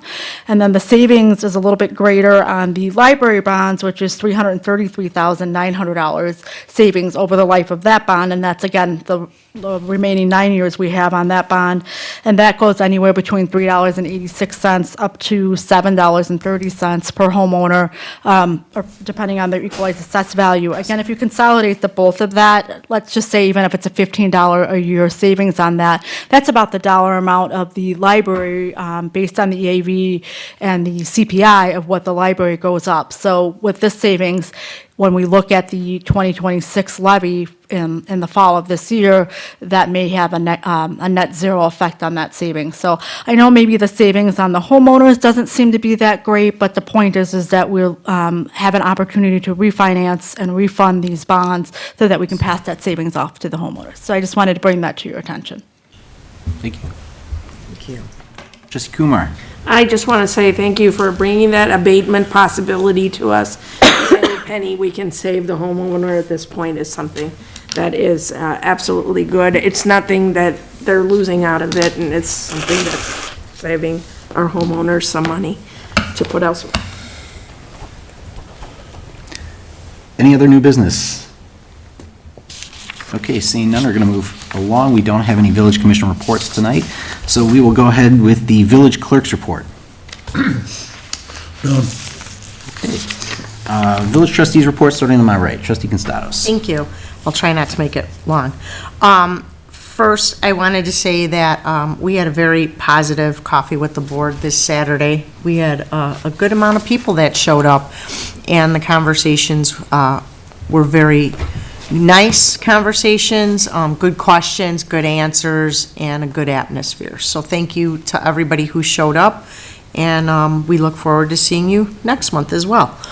The only other thing that I wanted to say is I wanted to share a little bit of news with my Senior Concerns Commission. I am super proud of the 3 ladies that are on this commission, and especially my staff liaison, Janet. We have been in discussions and will be bringing a recommendation to the board to start what we're going to call Adopt a Senior in Villa Park. We sat down with District 88, and they are going to be joining us for this, and what we're going to do is we're going to start to compile a list of seniors with their names and phone numbers and addresses, and these lists will only stay with our commission. And we will be setting each senior up with a kid or 2 who will be coming to assist with shoveling snow during the winter time, picking up leaves in the fall, and possibly even lawn care during the summer. We're super excited about it. District 88 is excited about it. They kind of do something already with snow removal through their athletic program, and they're excited to combine that program with us and do a reach out to our Villa Park seniors. This will be a program that's only going to be for Villa Park seniors, so that's going to be wonderful. Not just that, but we talked with them about the salt luncheons that we do, and we do those 4 times a year. We were talking about the next one that's coming up because we asked them if they would like to join us for that, which they will be coming to as well, and bringing some of the students to meet some of our seniors. But the best part about that is they did state that they would like to sponsor our December salt luncheon, which is going to be our Christmas theme, which is a big savings for our commission to our budget, because we were really sweating our budget. Not only are they going to sponsor the money for that, they're going to purchase the food, have their culinary kids come to the rec center, use our state-of-the-art kitchen to cook the food, help serve it, and stick around to even entertain and chat with the seniors as well. One of the athletic teachers said he would dress up as Santa Claus, and Trustee Alfano gave me a wonderful idea to reach out to them and see if we might be able to get the music department to have some kids either come and sing some Christmas carols or play some instruments as well. So I wanted to just share a little bit of news on that, because I'm really, really proud of this commission. We were off to a rough start. It took us a while to get together, and now that we have, we're running with it. So thank you to Beverly, Cindy, and Susan, my commissioners. Big, huge thank you to Janet. She is phenomenal, and she's doing a great job as our liaison. We couldn't ask for anybody better. So thank you very much. Thank you. Trustee Cordova. Over the last week, I've been at orchestra and band and track practice and a lot of stuff. And I've had a couple people come up to me and say thanks for, to the board for the amount of time that we put in. And I do want to just say again, if you're trying to get a hold of us, it's better to send an email to feedback@invillapark.com. We all get it. And that's the easiest, best way to get in contact with us. So feedback@invillapark.com. That's it. Trustee Kozar. No report. You got it. On my left, Trustee Kumar. I really appreciated Trustee Constado's discussion about the senior concerns, and that is kind of what I was looking for in general for some feedback on many of our commissions. So I'm going to ask that the liaisons give us that feedback, because we haven't really been getting much feedback in terms of liaison discussion. And it will tell us where they're going, who we can kind of, where the commissions are going, what they're doing. Exactly what I'm looking for is that synopsis. And that hasn't been coming, as frequently as it should, and I think maybe circulating it in this section we have as, village commission reports, maybe we can have village commission reports circle through some of us and our liaisons in the discussion of the various commissions, and just discuss it there, so that we get that feedback. Yes, I love watching, the videos of our commissions, but at the same time, it is nice to get the ground, discussion from the trustees who are liaisons. That being said, I also want to say Happy Valentine's Day. That's coming up. You know, love your neighbor, love your, loved one, love your significant other. Just be loving and caring, Villa Park. Let's keep to that, and that's where I'm ending my report today. Okay, thank you. Trustee Spree. We had a wonderful coffee with the board this Saturday. It was a good turnout. Thank you for all of you coming out. Good discussion. If you cannot make it to the coffee with the board, you can always send email out, and we do respond to those emails. I know last couple of months, we were not able to connect, and some of the residents, they start having their coffee without the board. And so it was a good discussion there. They also sent out the email. We had answered their questions. And also, we recommended that perhaps staff, perhaps Manager Rivas can answer some of those questions. They were all valid. We had a good discussions, good turnout. We encourage you to come out and express your concerns. We do care. That's all I have. Thank you. All right, thank you. Trustee Alfano. Thank you. Good evening, everybody. I wanted to congratulate the elementary and middle school musicians that we have in Villa Park on a successful solo and ensemble contest this past Saturday. It was a long day, but it was so much fun to see all of the talent that we have, and that happens every year for those of you that don't know of the happenings that go on with our musicians. Thanks to the boosters and to the parents and educators and to the accompanists who help make that event happen. It's busy, but it's fun and it's enjoyable. On a different note, I do want to remind people that DuPage 211 is available for you to call or text at 898-211. That's 24/7 for housing, food, healthcare, and anything else that you might need in DuPage County. I know that the weather is starting to kind of lift and get a little bit warmer, but there are still a lot of people who are in need. And also, don't forget, there's that 988 crisis hotline to call or text anytime as well.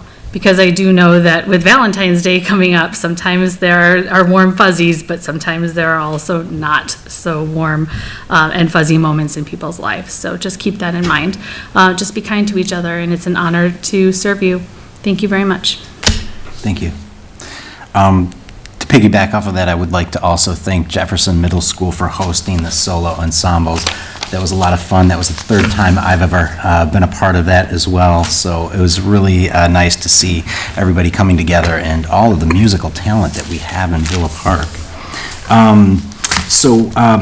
Another thing too is I also just want to give a shout out to Trustee Constados down there. The Senior Concerns Commission. She is the board liaison to this commission, and she has completely revamped and re-energized this commission. What she is spearheading here is something that we haven't seen in a while, and it's something our senior population here in Villa Park really deserves. So be on the lookout for the Senior Concerns Commission and all of the events and everything that they have coming down the pipeline. It's going to be very interesting to see everything coming down. So thank you for all of that and all of your work with them. I also just want to tell the board, be on the lookout for an email from me regarding Coffee with the Board and a sign-up sheet, so that way we could all start signing up for future Coffee with the Boards. So that way we could have consistency in making sure that Coffee with the Board happens for our residents. Lastly, I got a couple more things. Actually, I had the opportunity to introduce Tom Higginson and the Plain White Tees over the weekend at Willowbrook for the Encore Center for Performing Arts for the concert that they had here. There's a new building going up downtown Elmhurst, and they're here to celebrate. So I want to thank the Encore Center for Performing Arts and Willowbrook High School and Tom Higginson and the Plain White Tees for hosting that. That was a fun experience. Lastly, again, happy Valentine's Day to everybody. That's coming up. And lastly, this Sunday is my wife and I's 18th wedding anniversary. So I just wanted to say happy anniversary. And that's all I got. Manager Rivas. Just one item. As a reminder, Coffee with the Board next month is March 7th, 9:30. We're going to be moving the location to the Iowa Community Center, which is the temporary location for the fire department for Station 81. We encourage as many people that can come because we want it to be a little bit of a different meeting, not your typical Coffee with the Board meeting. We want it to be focused on ideas moving forward for that space, as well as what we do at Station 82 if we should do something at Station 82. So we want you to bring your thinking caps on, your imagination, and come up with ideas moving forward. We also have other spaces within that facility, and to figure out what we can use it for and best utilize moving forward. And we think at a pretty good cost savings in the future with some of the ideas we have. So we encourage you to show up, and that is all I have.